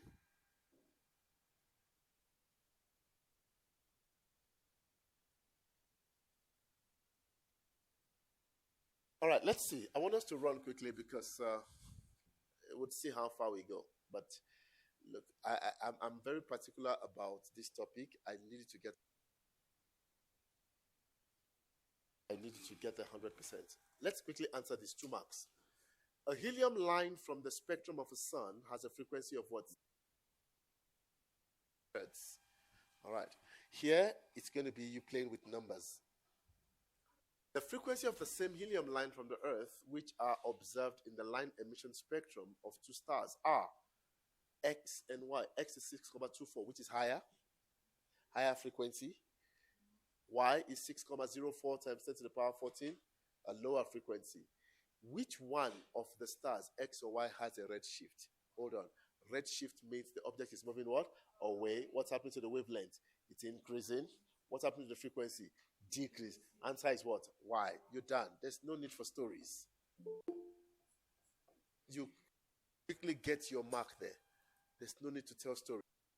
In which direction, away from the Earth or towards the Earth, does X move? X is moving towards. Why? Because of the higher what? Frequency. We're done there, guys. Papa. Towards. What's the reason? Frequency what? Increases when the object is moving towards. Make sense, everybody? 13 marks in the bag. We don't want to waste time. Ooh, beautiful. A graph. Lovely. Lovely. Let's do something quickly before we even look at the question. Elena, you remember I taught you how to use y equals to mx plus c on all your graphs. Let's see something here.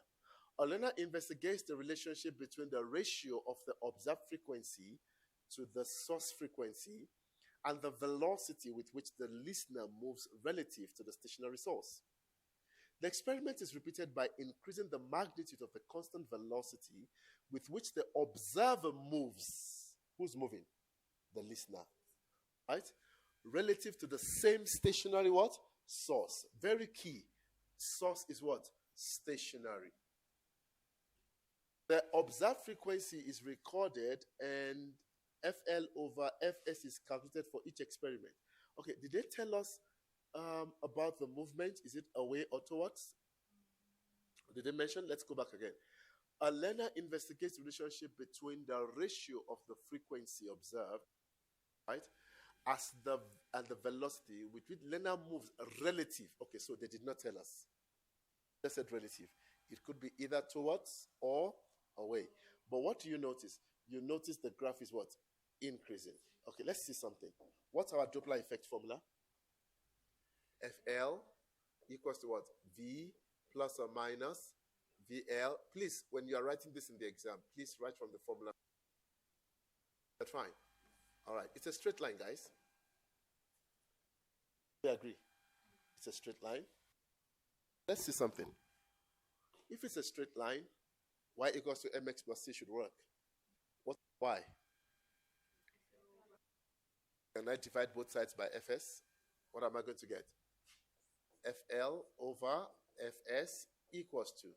I'm going to leave this like this, plus or minus, over. Which one is stationary? The source. So we said we can discard it, right? Okay, V. Are you okay there, guys? Let's do math. Let's split it. FL over FS equals to what? V over V. Make sense? Plus or minus VL over V. FL over FS. What is V over V? 1. Okay, can I put that 1 there? That's my y-intercept. Look at the y-intercept of the graph. Already my 1 is out. X plus C. Okay. What's on the X? VL. But you notice it's positive. The gradient is positive, right? Which tells me I need to stick to what? The positive one. Makes sense? So what do I have? VL. Okay, let me do a bit of maths. 1 over V multiplied by what? VL. Does that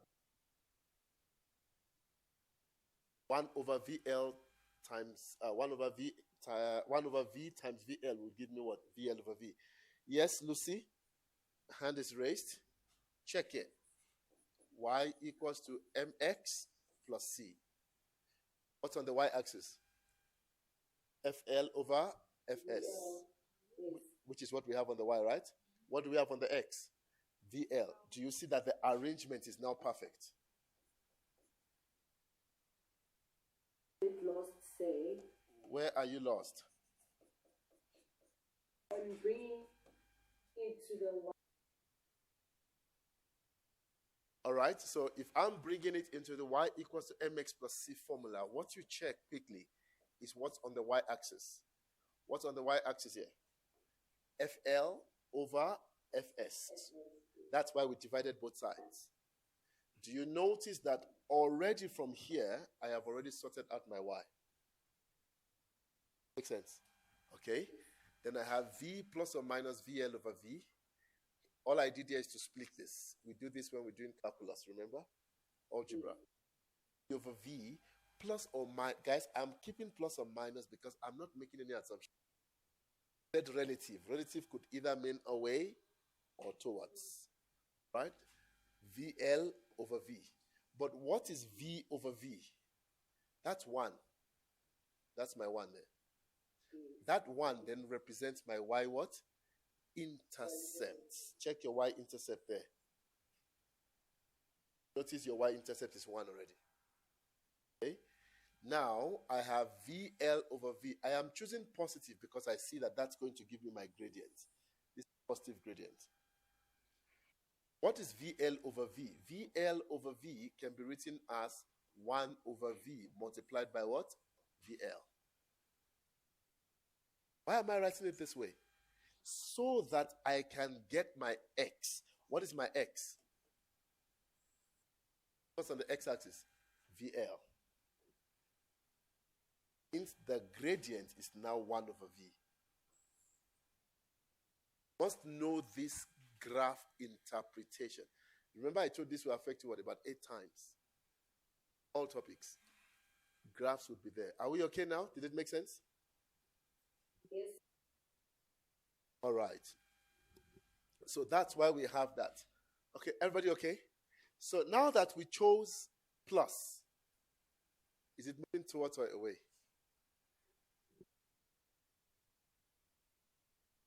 Yeah? Be confident about even if it's wrong, be confident about the wrong answer. Yeah, it's towards, because we are saying up is what? Positive. So we are saying that the listener is moving what? Towards. Are we okay? All right. Guys, is this making sense now? So please, let's know how to interpret. They didn't give us the graph.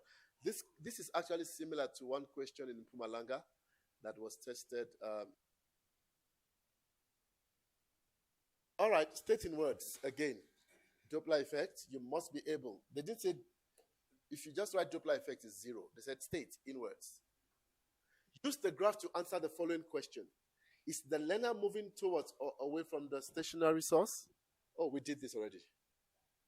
Towards. Explain your answer. Let's see. We can use the fact, you can write this down mathematically. That's your explanation. And say your gradient is what? Positive. The gradient is positive, then we can say it is moving what?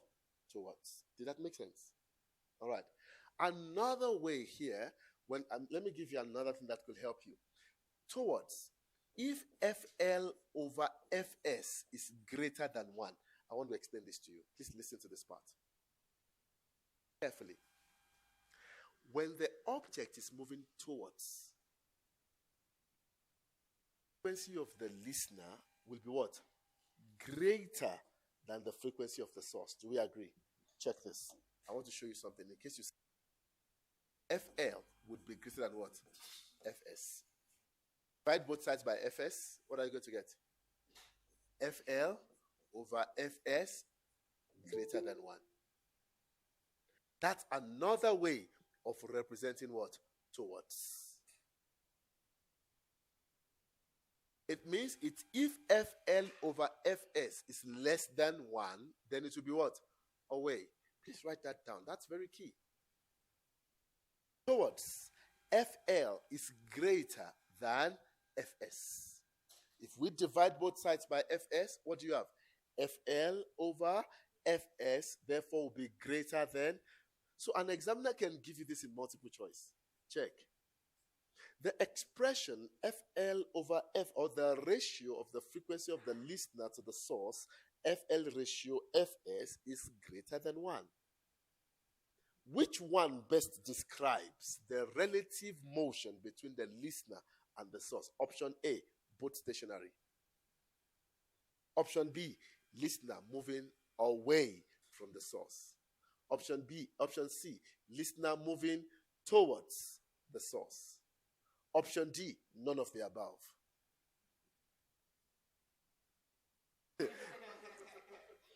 So do you see how multiple choice questions are tested, guys?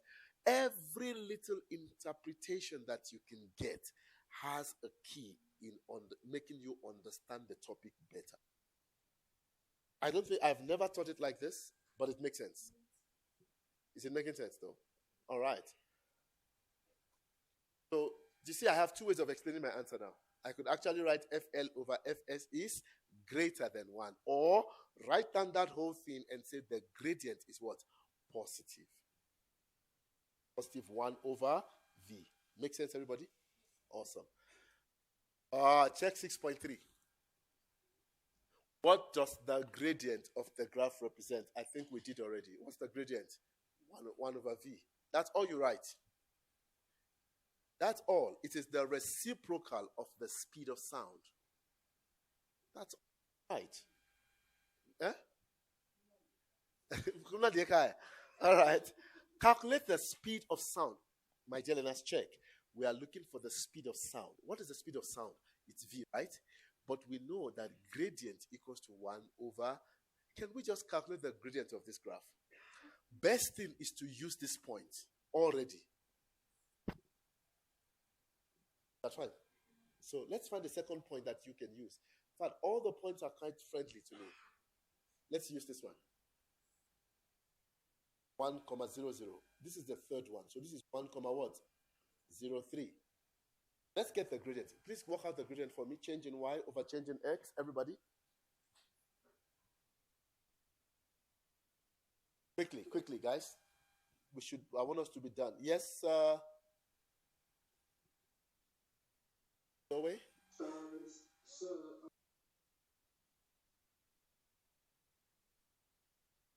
Yes, sir.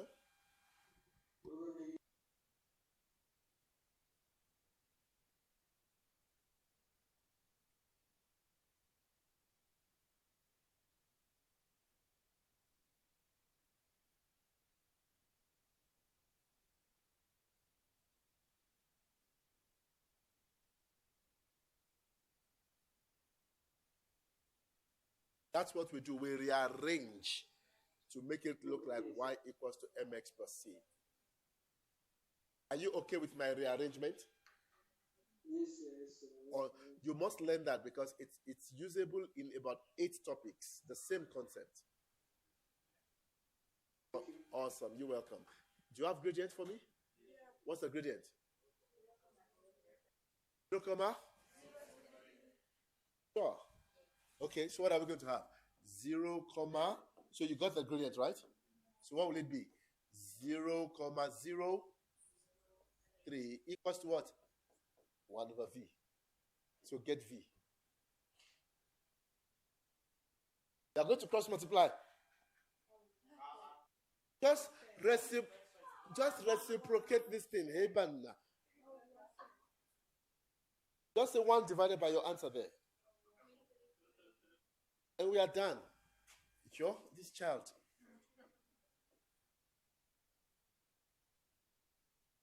Guys, I hope it makes sense. This is another way of them asking you questions.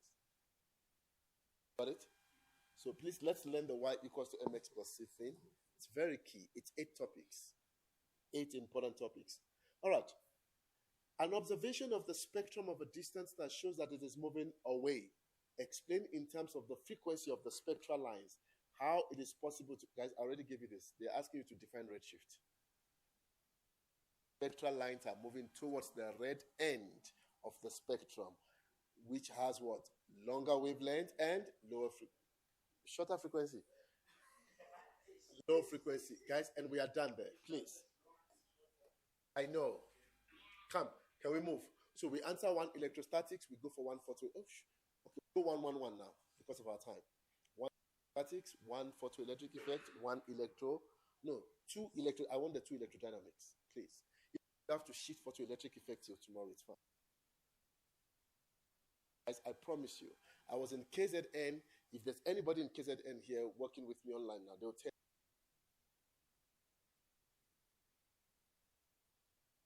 Try it. I can try it with any paper. Get 0 in multiple choice. Just listen to me very carefully. You're getting a 0 in multiple choice. Is that okay? You have anybody with a paper here? We can try. 0 in multiple choice. Is that okay? Let's try it. If I'm saying it, it might not make sense. Hold on. I'm not saying go and get 0 on Friday when you're right. But what I'm saying, let's quickly, you got to be very fast here. Very fast. I need your calculator, physics, resources. In fact, let's use the present one we are using. Not done it on this one. Prelims. Not done it on this. Let's try free state. Work with me as fast as possible here. Oh, that learners must be getting about. Guys, everybody, please watch this. Those of you that are online, I want you to try this as well with me. All right, question 1, I am getting 0. Is that okay? All right. Question 2.1, I'm going to get 2 marks. So give me 2 plus. Draw a labeled free body diagram. I'm going to get my 4 marks there. Is that okay? Consider the forces acting and calculate the magnitude. I know they want acceleration. I'm going to use F net equals to what? MA. Okay, don't worry about the substitution. My substitutions are wrong.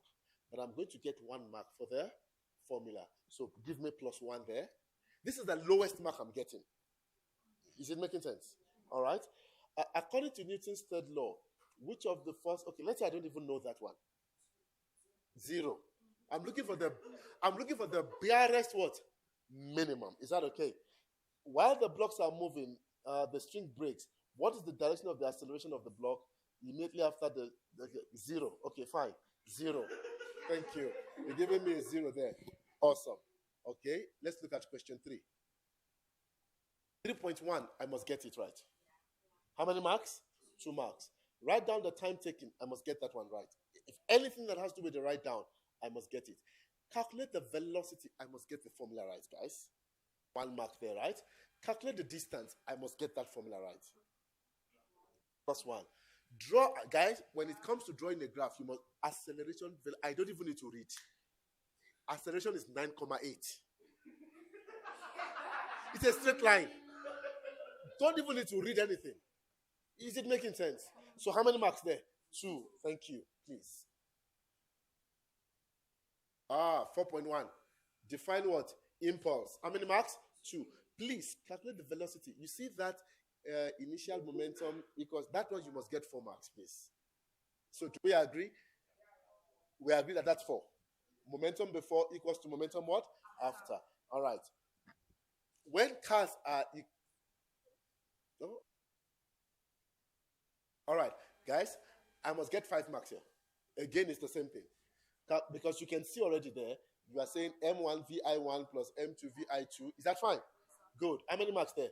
5. When cars are equipped with flexible bumpers, they will bounce off. Explain how flexible bumpers reduce. Guys, you must get that right. F net and time are inversely what? Proportional. The longer the time, the smaller the force. Is that okay? Can we add those 3? Okay, let's remove it. 0. No, let's remove it. 0. Are we fine? You see, we are removing all we can remove. 5.1. Do we agree? Okay, let me make it bigger. 5.1. Do we agree that everybody should get 2 marks there? 5.2, 3 marks. I must get it. It's a free body diagram, right? 5.3. Name a non-conservative. I must get it. 1. All right. The coefficient. Oh, things are going south. Use energy principles, guys. When they say 1 mark for the formula, right? Lovely. Okay, awesome. Awesome. The angle between, okay, you're going to guess here, Mpumi, and you might increase, decrease, or stays the same. Can we put a 0 here? Okay. Just in case the guess doesn't work right. Is that fine? Oh, we did Doppler effect, right? Okay, state that, okay, this one, it's going to be hectic, but state the Doppler effect. Can we say 2 marks there? Awesome. But remember what I said? No, hold on. I said for Doppler, we are playing, but here we don't play. Doppler, we must get everything. So we must find all type of questions. We added 2, right? Just remove it. Remove the 2, and we add 11. We said Doppler must be total, right?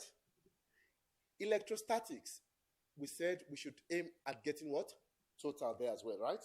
Don't worry. I'll show you. See how to get total here. 15, please. Total on electrostatics. 15. Are we moving?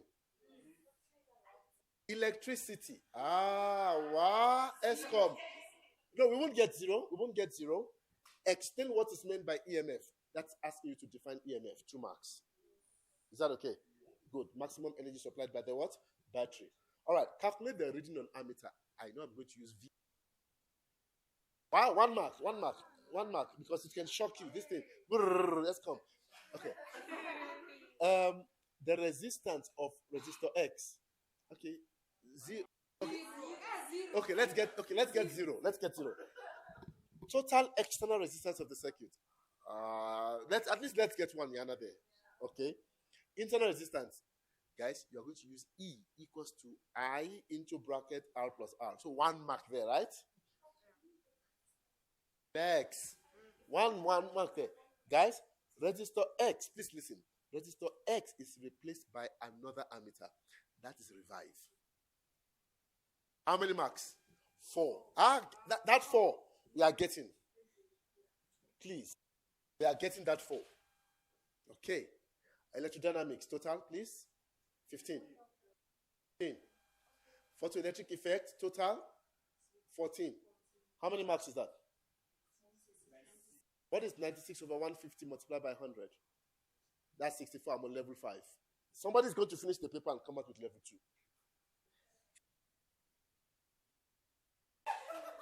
No, guys, I am on level 5. Do you know how many topics I'm focusing on?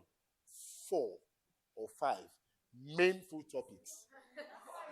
Guys, 0 multiple. Don't forget, the multiple choice was 0. Multiple choice was complete 0. I am going to come out with the level 5. Majority of the questions I didn't get. I was just getting 1. We're even saying 0. Do you understand what we're saying, that guys? That it's easy to come out with level 5 in that paper. Same chemistry is worse. Chemistry, I do 2 topics. 2. I do organic, 50. Electrochemistry is 25. That's 75. I'm done. That's 50%. No multiple choice, level 4. Add my paper 1 and paper 2. It means comfortably. Elena, who is coming to school to say, Saubona, sir, how are you, sir? Are you okay? Just sit in class. Not much extra work. Should get level 4 Anyone who is doing homework, getting past papers, has an app on the phone, should be moving to 6. My strategy, guys. It's making sense. Aim at 100% in how many topics? 4. Just to show you the 4 topics.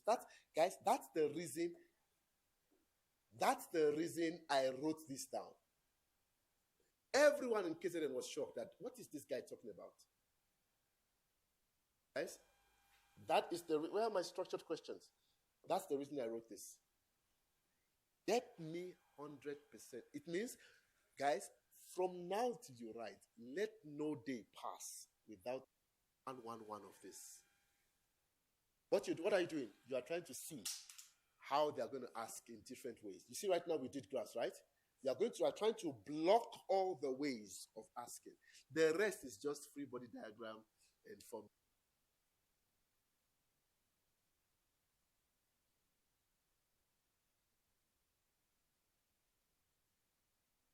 From tomorrow, 111. Aim at getting what? 100%. Check. Ricardo says this is a scam. Guys, you'll come out with a level 4, level 5. Is that okay? So get your definitions in place, right? Start today. I know we all postponed physics for a long time, but let's start working on it right now. Is that okay? When you are doing your topic revision, every topic you get to, quickly run through all the definitions there. Make sense? Okay, awesome. Guys, I hope that, people used to talk about hashtag 45. No, we've passed that level of hashtag 45. Yeah, hashtag 45 is, they ask you to get, no, hashtag 45 is get 90. Is that okay? 45 in paper 1 or 45 in paper 2, that 90, that gives you level 2. No, that I'm coming to school alone, I must get level 4. I'm just appearing. I have a physics note. That I have a physics note. I must get what? Level number what? 4 minimum. Do we agree with the program? Awesome. Now, if you start putting extra effort, level 5 is just, imagine, you can even guess multiple choice. 5. Once you get 5 correct, are you aware that you have jumped to the next level? What did you calculate? 96, right? Let's say we get 5 correct. We are now on 106. Please check the percentage for me. 106.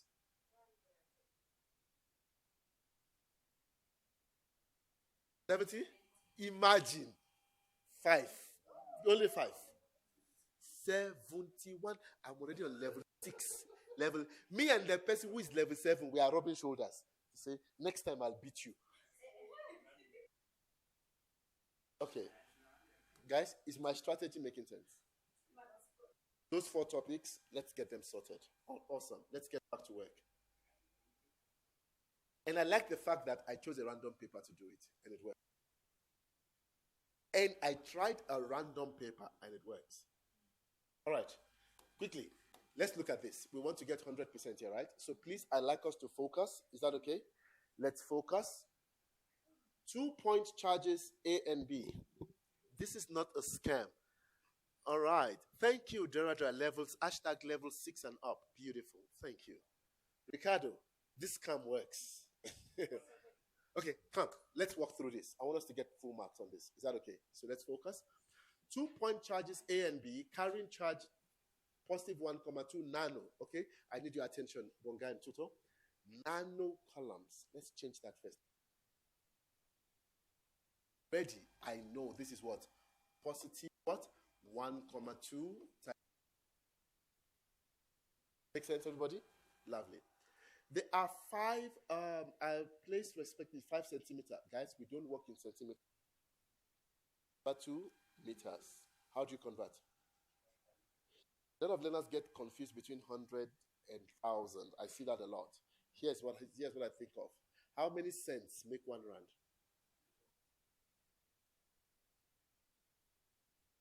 Cents in rand. 100. Yeah, 100. So if I give you 100 cents, how much have I given you? 1 rand. What do? You divide by what? 100. Make sense, everybody? I hope you don't forget that. Awesome.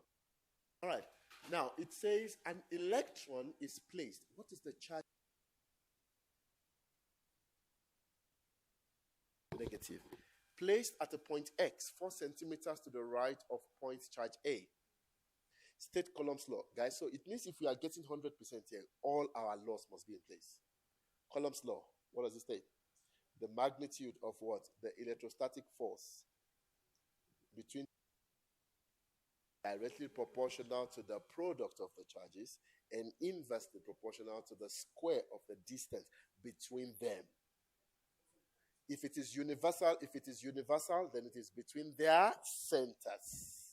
So let's get all of those definitions in place. All right. Calculate there. Please listen carefully. Calculate what? Net. Once they say net, it's more than one. Electrostatic what? Force. Please, learners use wrong formulas. They use E instead. When do you use E? Net electric field. The field is the E. The force is the F. All right. Experienced by the what? Electron. Guys, you start by, once you see the word net, start by drawing a quickly, let's draw a free body diagram. We are focusing on what? X, right? And we know it's going to be what? Negative. Why negative? Electron. If they say a point, then it should be what? Positive. Are you with me? Lovely. Now, let's look at A and the electron. What is A? Positive. Electron is what? Negative. What happens? Okay. It's an attraction. It means that the electron would likely go this way.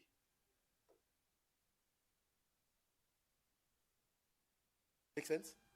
Can I call this the force of A on the electron? Elin and Pumi, I need you. Now, that is A. What about F of B? Let's look at B. B is also what? Positive. What's happening? Attraction. It's actually attracting. Okay. Notice that throughout the multiple choice, we did this. What do we then say? Choose right as positive. Okay. Right as positive. Right as positive. What happens? We're talking about F net, right? F net would be, which one is going to be positive? FB plus negative what? FA. Does that make sense to everybody? F K R squared. Please write all of this information down for me. I need it. Write down QA. Please, our focus is at X. We're using 4 centimeters for A.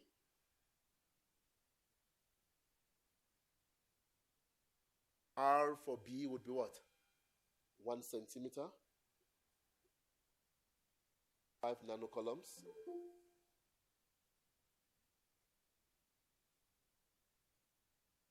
All right, everybody? Can we move on now? Because I'm going to a new page now. Now, what's our formula? So we said F net, right? We said F, is it FB minus FA? Yeah. So FB minus FA. But what is F? It is K, QB, X. There are 2 Q's there, right? Over what? R squared minus K. Which one am I using now? QA, QX over what? R squared. What is K, by the way? 9 times 10 to the power negative 9. Is it positive 9 or negative 9? Positive 9. What is QB? All right, come. 1,5 times 10 to the power what? Negative 9. Guys, when you do this now, you don't need the signs. Is that okay? What is X, by the way? It's an electron. What's the charge on an electron?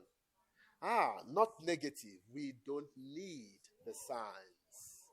We don't substitute the negative. 1,6 times 10 to the power what? Negative 90. Let me tell you why we don't substitute the negative. The negative was dealt with when we're doing right and left. All right. Over, what's the distance? 4 over what? 100. Is that fine? Squared. Do you agree with me? Why am I dividing by 100? Converting to meters. Minus, can we do the substitution on the right? Would it be wrong if you were to write QB and QA? How do you mean? I'm lost, Gundo. What do you mean? I have QB and QA as well, so I'm not sure.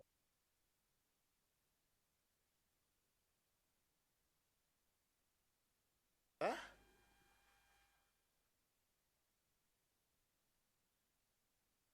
That's what I have. I also have QB and QX.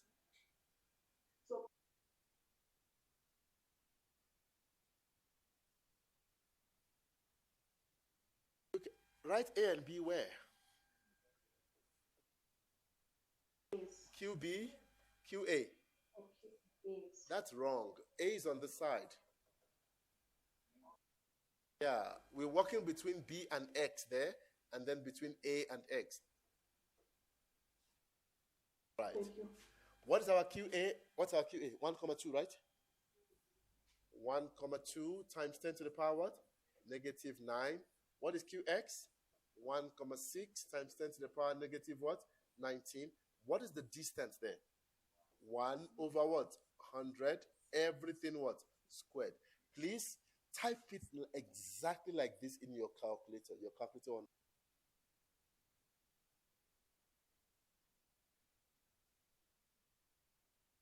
I need everybody. I want the same answer. You guys are fond of giving me wrong answers. There's no space. It's fine. Once there's no space, why don't you do the first one separate? Then say minus. Let's do this thing. So it is 9 times 10 to the power 9, right? Multiplied by 1, 5 times 10 to the power negative 9 times 1, 6 times negative 19, 0, 0.04. An answer for that, right? Minus, makes sense. That in now. All right. 9 times 1, 2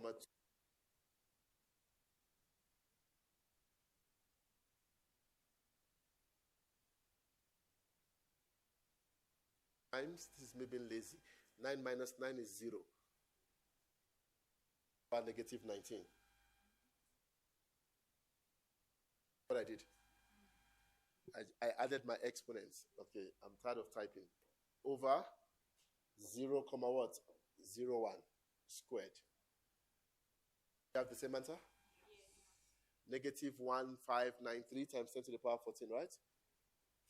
Negative 1,593 times 10 to the power what? Okay. Let's see the. All right, thank you. Let's see the question now and interpret.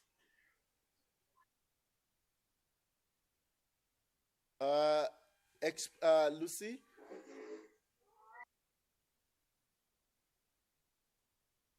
Lucy, there's negative 19 and there's negative 9. Negative 9 is for nano, but charge on an electron is negative 19. Now, guys, force is a vector quantity. What did we choose? We chose right as what? Positive. So what is this telling you? Going left, that's all. So 1,59, 2 decimal places actually, physics. Power negative 14 what? Newtons. Where? To the left. We are done.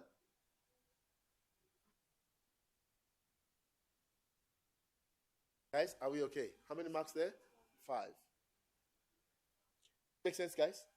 Just take your time, substitute, and remember, this part we're now saying it's 100 what? Percent. Because it's grade 11. E is a point on in an electric field, 0,03. Okay, let's walk through now, Tuto.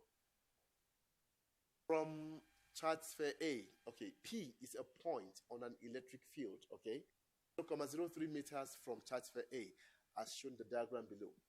The electric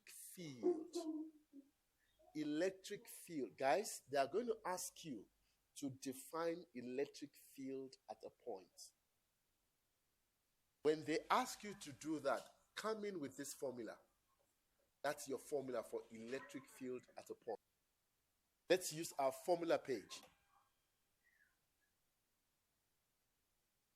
How did we know that X? Okay, there's a mic that is on, and there's a lot of background noise. All right, Jemima is asking a question. I'm just looking for the mic that is on. Okay.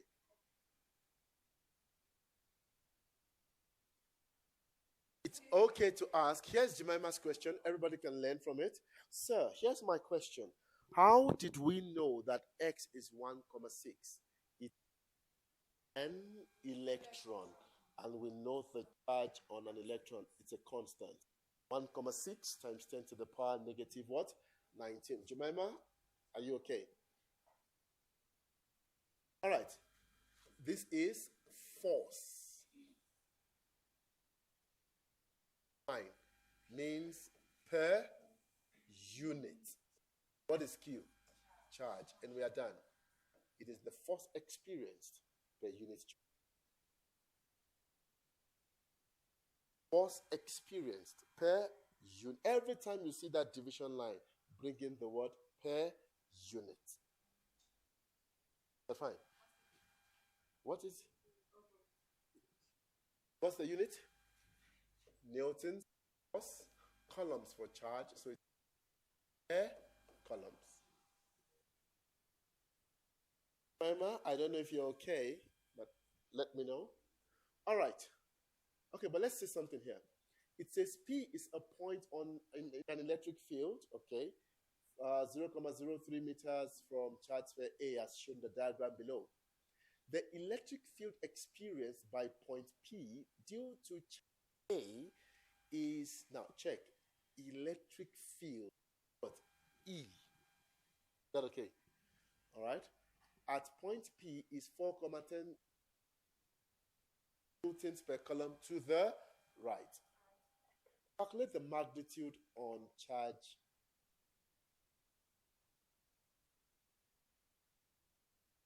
Guys, are you aware that we have E? What is E? 4 times 10 to the power what? 7. We have R. What is R? 0,03. What are we looking for? We are looking for Q. You go to your formula page. There's a formula that says E equals to what? A Q over, we are done. Do we know our E? 4 times 10 to the power 7. Do we know our K? 9 times 10 to the power 9. Do we know our Q? No. Do we know our R? 0,03. All what? Squared. Please get me Q. Can see it's 3 marks.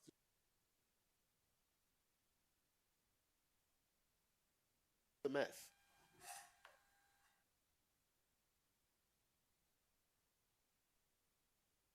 We are striving to get 100 here. I think it's doable. Don't you think so? I think it's doable. It's something that can be done. What is your answer?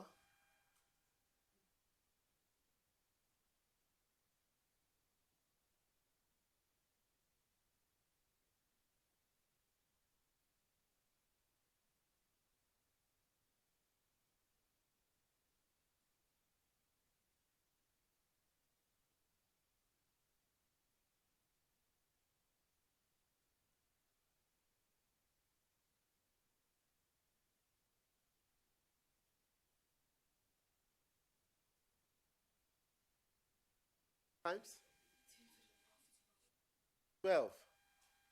But you guys are giving, you said 0, comma?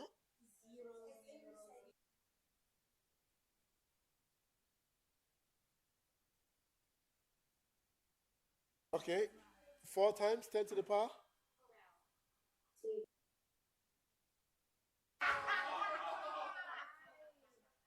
Guys, your answers. 4 times 10 to the power? Yeah. And then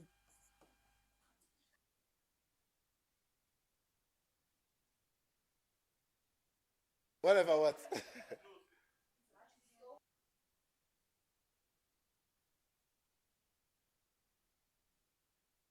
7-3. Mode 7-3.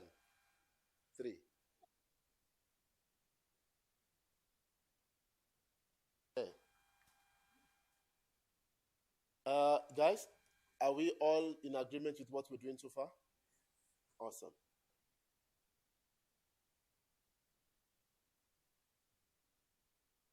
Now, is the charge on A positive or negative? P is a point. Point charge is what? Positive. Okay.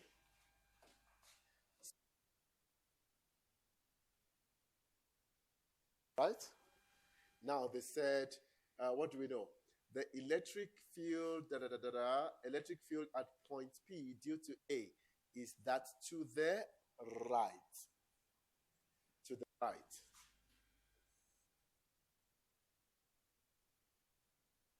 Right. So what do you think is happening? It's repelling, right? So definitely our answer should be what? Positive.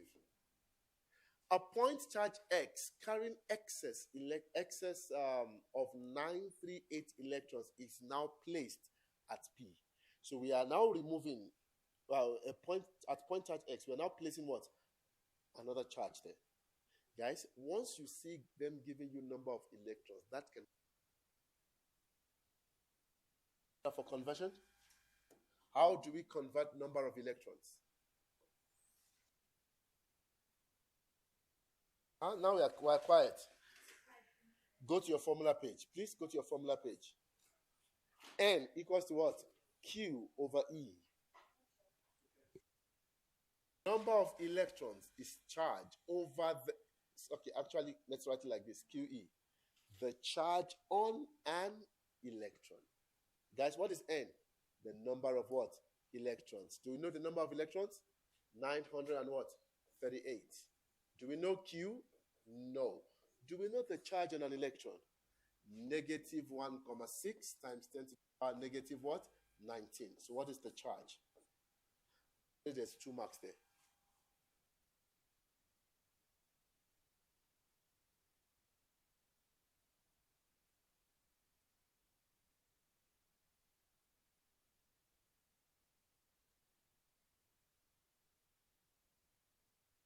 Negative 1,5 times 10 to the power negative 16 what? Coulombs. Guys, are we okay?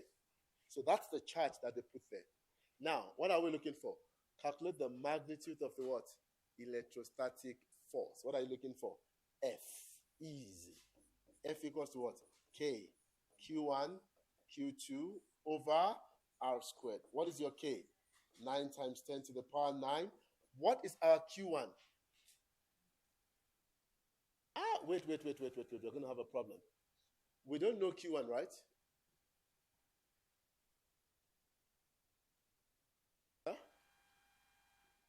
So what did we calculate? Oh, yeah, now we know our Q1. Our Q1 is 4. Beautiful. Because it's like, let me write it like this, QA. So make it easy. 4 times 10 to the power what? Negative 6. What is our Q2? 1,5. Remember, we don't need the signs, right? What is the distance between them? What? 0,03. Please get me answers. We are done there. 15 marks. Total marks is possible here.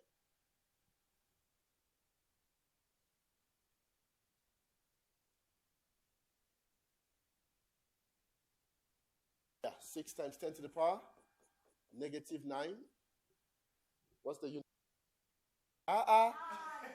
Force.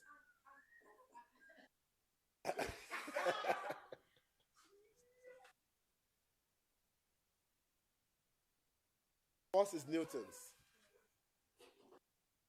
Guys, are we okay? Are we okay so far?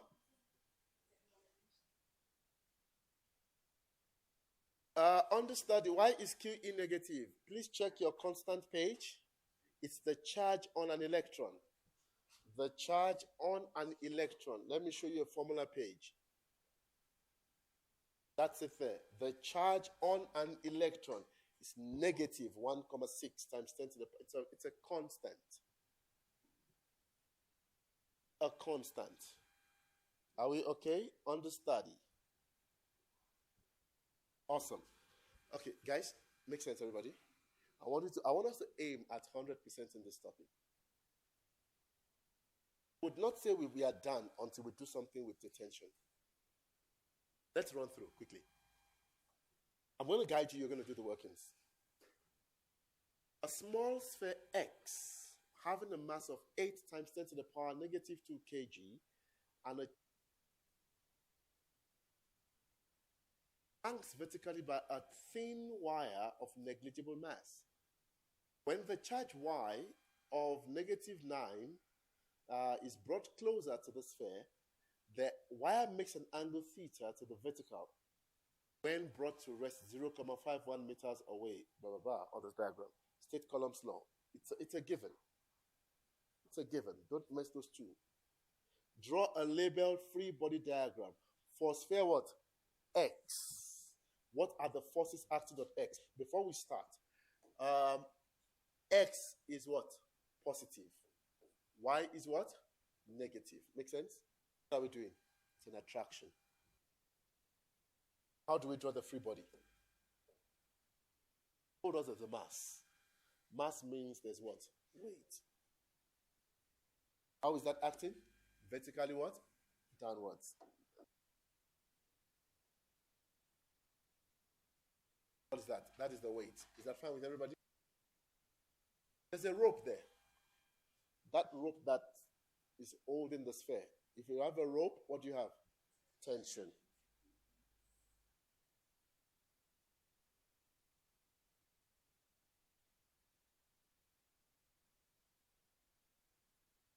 But there's a force. Force pulling X to the right. X was dangling vertically down before. But when we bring in Y, it's forced to be attracted towards the right-hand side. That is simply electrostatic what? Force. Okay? Done.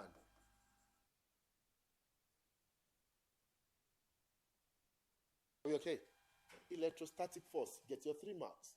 Before I even continue, guys, know that you are bringing in Newton's laws now. Where I will have to, quickly, let's do this together. I don't know what the next question would be, but I need to get something done.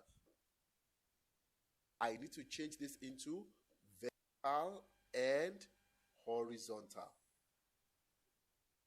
I'm going to call this tension X, tension Y, electrostatic force, and FG. Does that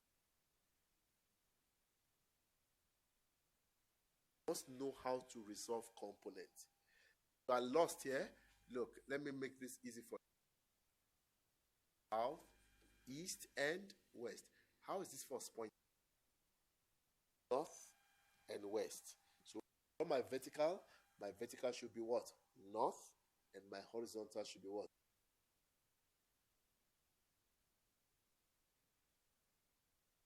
Not east, and I know I'm doing north and east.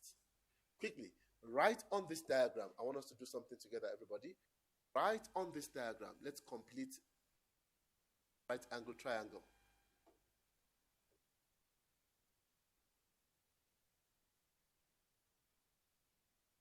One is opposite. Right? The one that is opposite, told you so many times. Line is opposite over hypotenuse. What is Tx? It is T sine theta. What is Ty? T cos. Don't mix that up. The side that is opposite, we use what? Sine.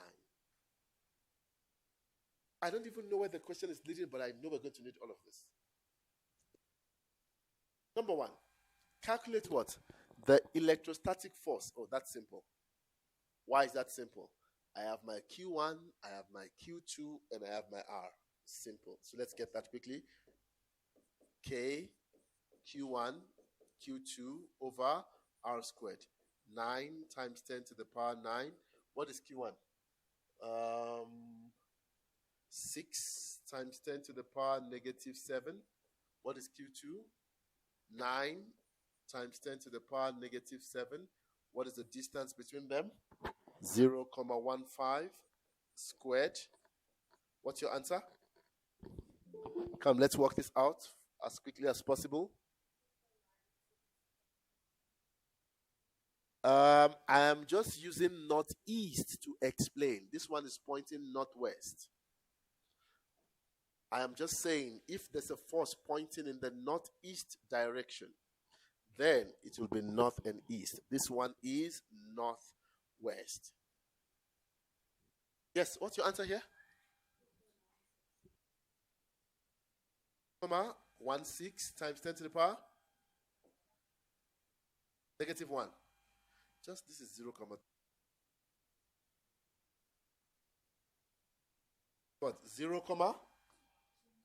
0,216 newtons. Is that fine? All right, but you can still leave it in standard form. But I just said that the negative 1. Come on. Guys, 3 marks in the bag. You see that 3 marks is something that everyone can get, guys. Please, let's not make mistakes. Now, what are we looking for? Angle what? Theta in the diagram. Okay, let's see how we're going to get this angle. Let's see how we're going to get this angle. Because I see that later on is when we should be looking for tension. Let's see. One thing I know is that Tx should be equal to Fe. Okay, let me write this here. Ty should be equal to Fg. And Tx should be equal to what? Fe. Is that okay? That making sense? All right. Let's go check. How do we get this angle? I look at this angle, everybody. Let's try to see if we can use some trig ratio. Because we don't even know T. Is that okay? We don't have an idea of what T is. Now, if I use tan theta, what will tan theta be? What is tan? Huh? Sine of cos.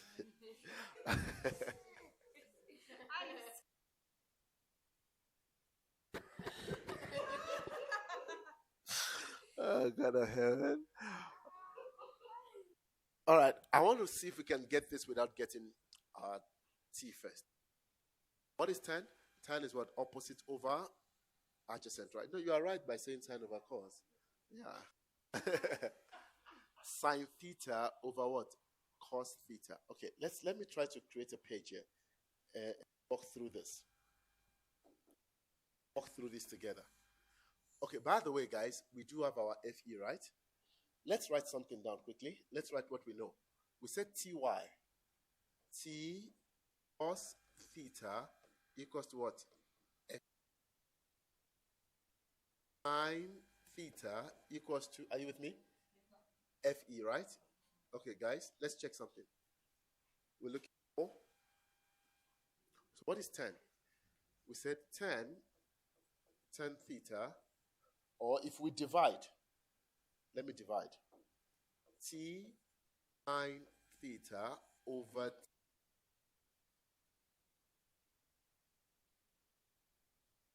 Fe. What is T cos theta? Fg, which is what?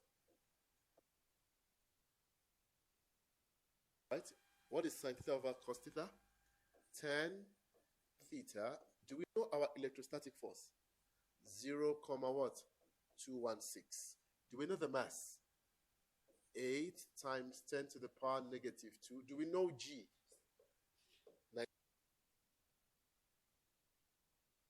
Did I lose you? That's true. Okay, let's do this again. Let's do this again. Let's do this again. Let me try to find you. Okay. Remember, we are told to calculate tension. So I need to find a way of getting tension without get the angle without getting what? Tension. Okay. What do you know as tan?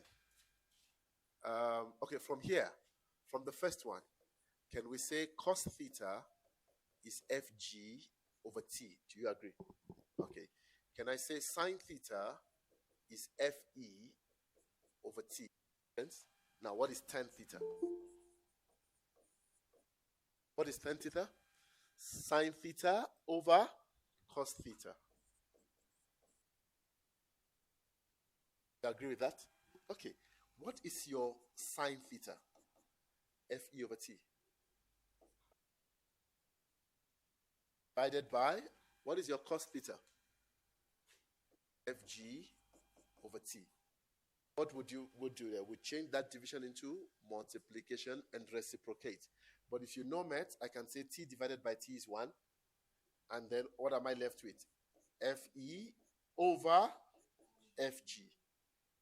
And this is simply as saying Fe over mg. We got our Fe a while ago, 0,216 over, we are given the mass. Having a mass of 8 times 10 to the power negative 2. What is our g? G remains a constant, 9,8. But what? What is theta? Look for the shift sign, shift tan of that, arctan. Why are you fighting with the calculator now? Get me an answer, everybody. Arctan 0,216 over blah, blah, blah, blah, blah.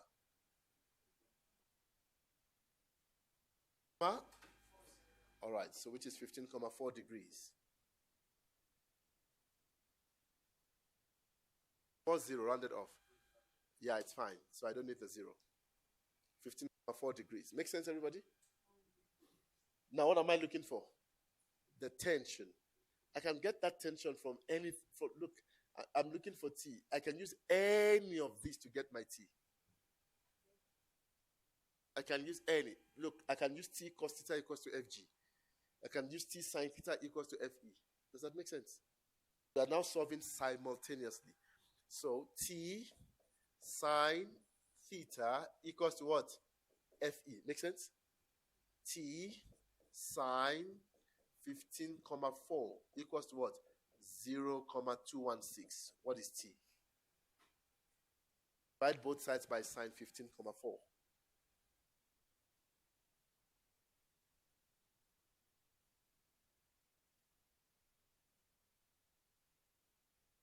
What's your answer?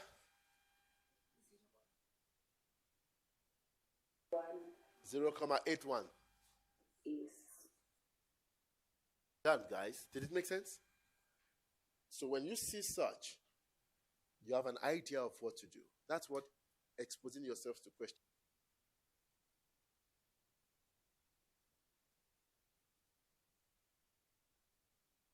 Okay.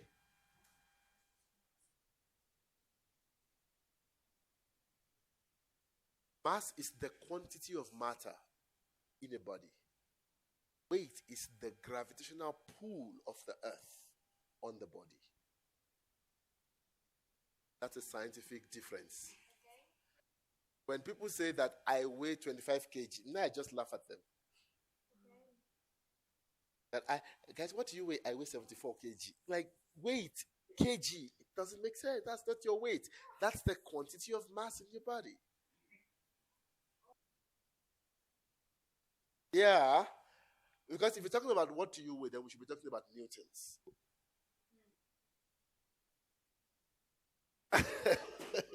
But is it making sense though?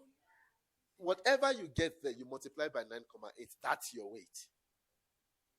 75 kg is the quantity of matter that you have in your body. I just laugh at people like, it's not your fault. You don't know physics. Yeah, okay.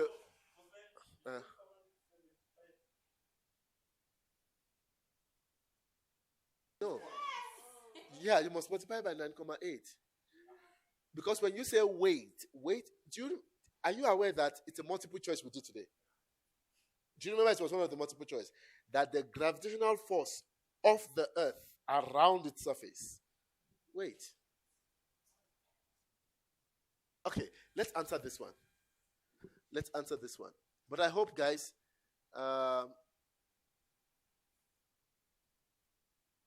we could also have solved this using Pythagoras to get tension because we had two sides.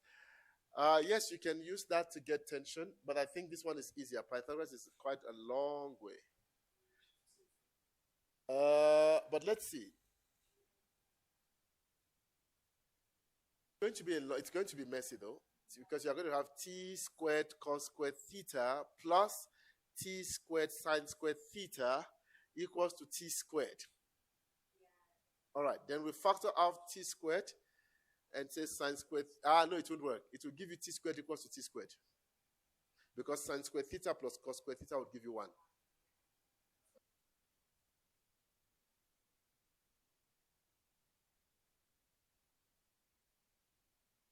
I think this is just the best way to walk through. Let's quickly get this done.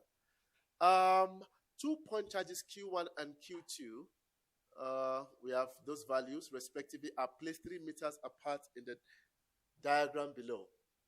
The net, please always check what you are looking for. The net electric field here is 0. Please always take time to check. Are we working with F or working with what? E. Let me see something. Umbelelo, you're saying 1.7.4. Is there a 1.7.4 here? 7.1.4.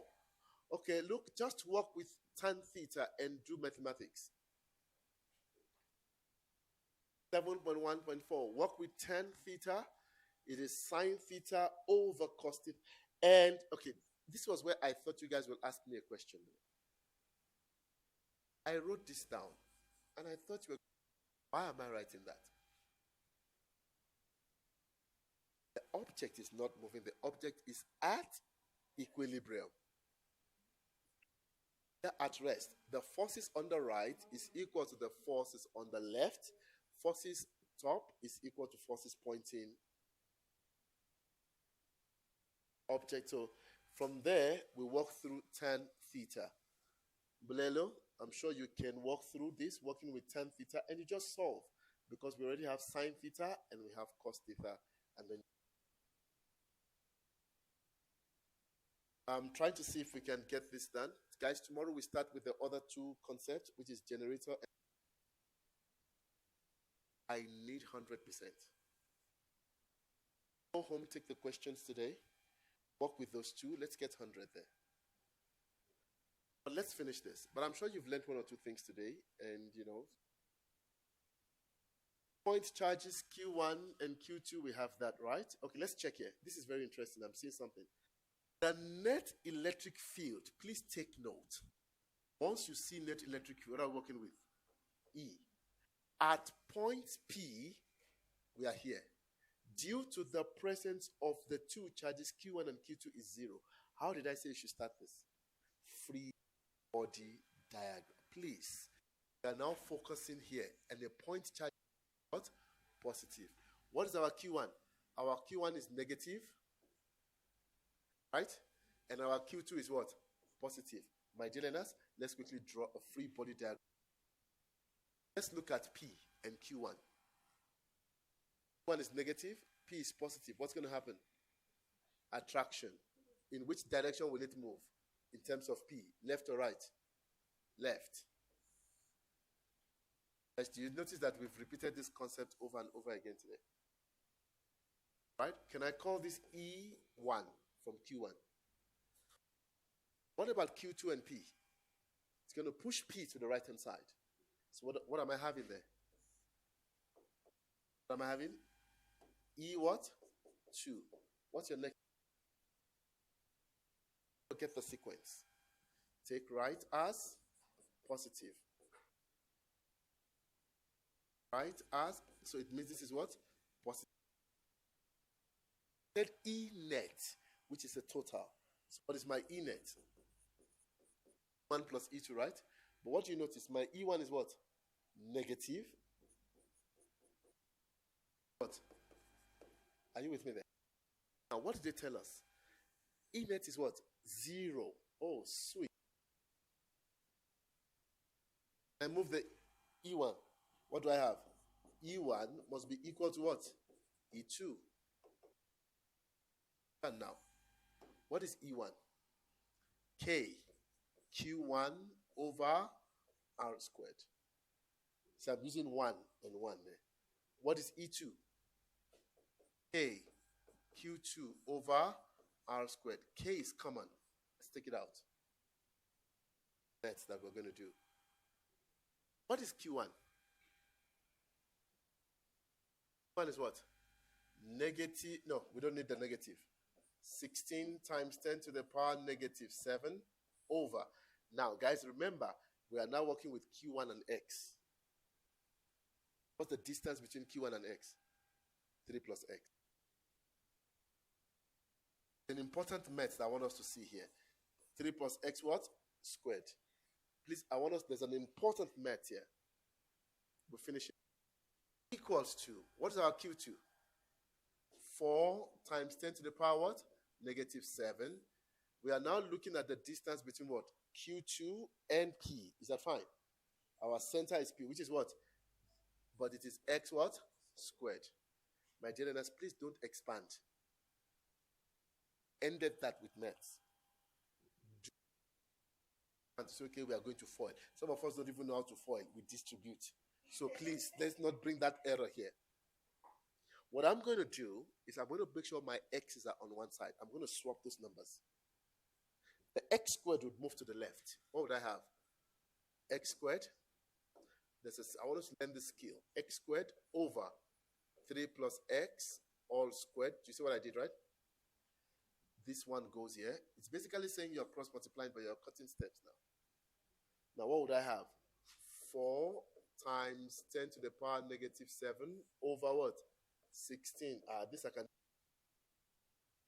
That's 1 over 4. Right? Simple, I'm done. 1 over 4. Yeah. 1 over 4. Now, what do I do here? That's the thing. I'm going to group it. X, because it's squared. Squared equals to 1 over 4. Is that okay? Because they are both of the same what? Exponent. I can group them now. Please learn that method. Very important. Here's the principle. I'll write the mathematical principle for you here. Here's the principle. A squared over B squared can be written as A over B, all squared. Okay, what's the square root? Can I look for the square root of both sides? It's not plus or minus here, guys, please. It's just that. X over 3 plus x will be equal to what? 2x is equal to what? X. 2x minus x equals to 3. What is x? 3.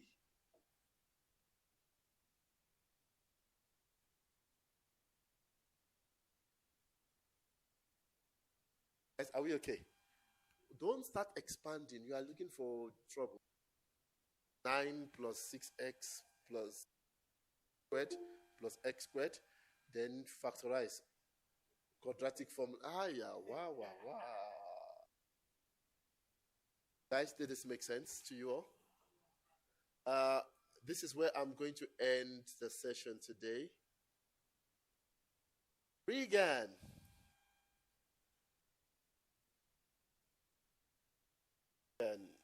I'm glad you're here. Regan, I might be coming to your school on Thursday. Sure, I'm not sure, but most likely. All right, guys, this is where I'm going to end the session today. We're remaining photoelectric effect. All right, so these are all the dates. I'm sure you guys have seen all the flyer, all the dates and everything available. Today was a free session open to everyone. And I hope you learned something here today, guys. The multiple choice and all of those. Guys, we meet tomorrow, 6 to 8. 6 to 8 tomorrow. Can we start with what? Electrodynamics and photoelectric effect? Is that okay? And then we start now jumping into, I think we can add, tomorrow we can then add momentum to it. That's another possible place of getting 100. Then we go to electricity and what? VPM. I know a lot of people don't like VPM. So VPM I'll do on its own. Is that okay? I'll be posting this video. It's going to be available to you, everyone, from wherever you got this info from. It's going to be available to you right after the lesson. Okay. If you have any question, Alima, okay, I'm not sure. Your principal called me late, but I'll see. If you have any question, please just use the number there, 0817442103, to ask questions on what you can do to continue with the lesson with us. All right, guys, have a lovely evening. It's been a pleasure to serve. I hope you enjoyed the session. What?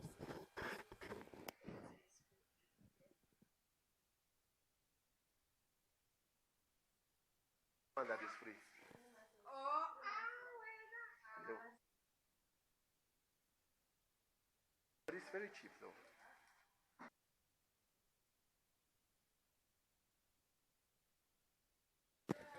Good night, good night, good night, good night.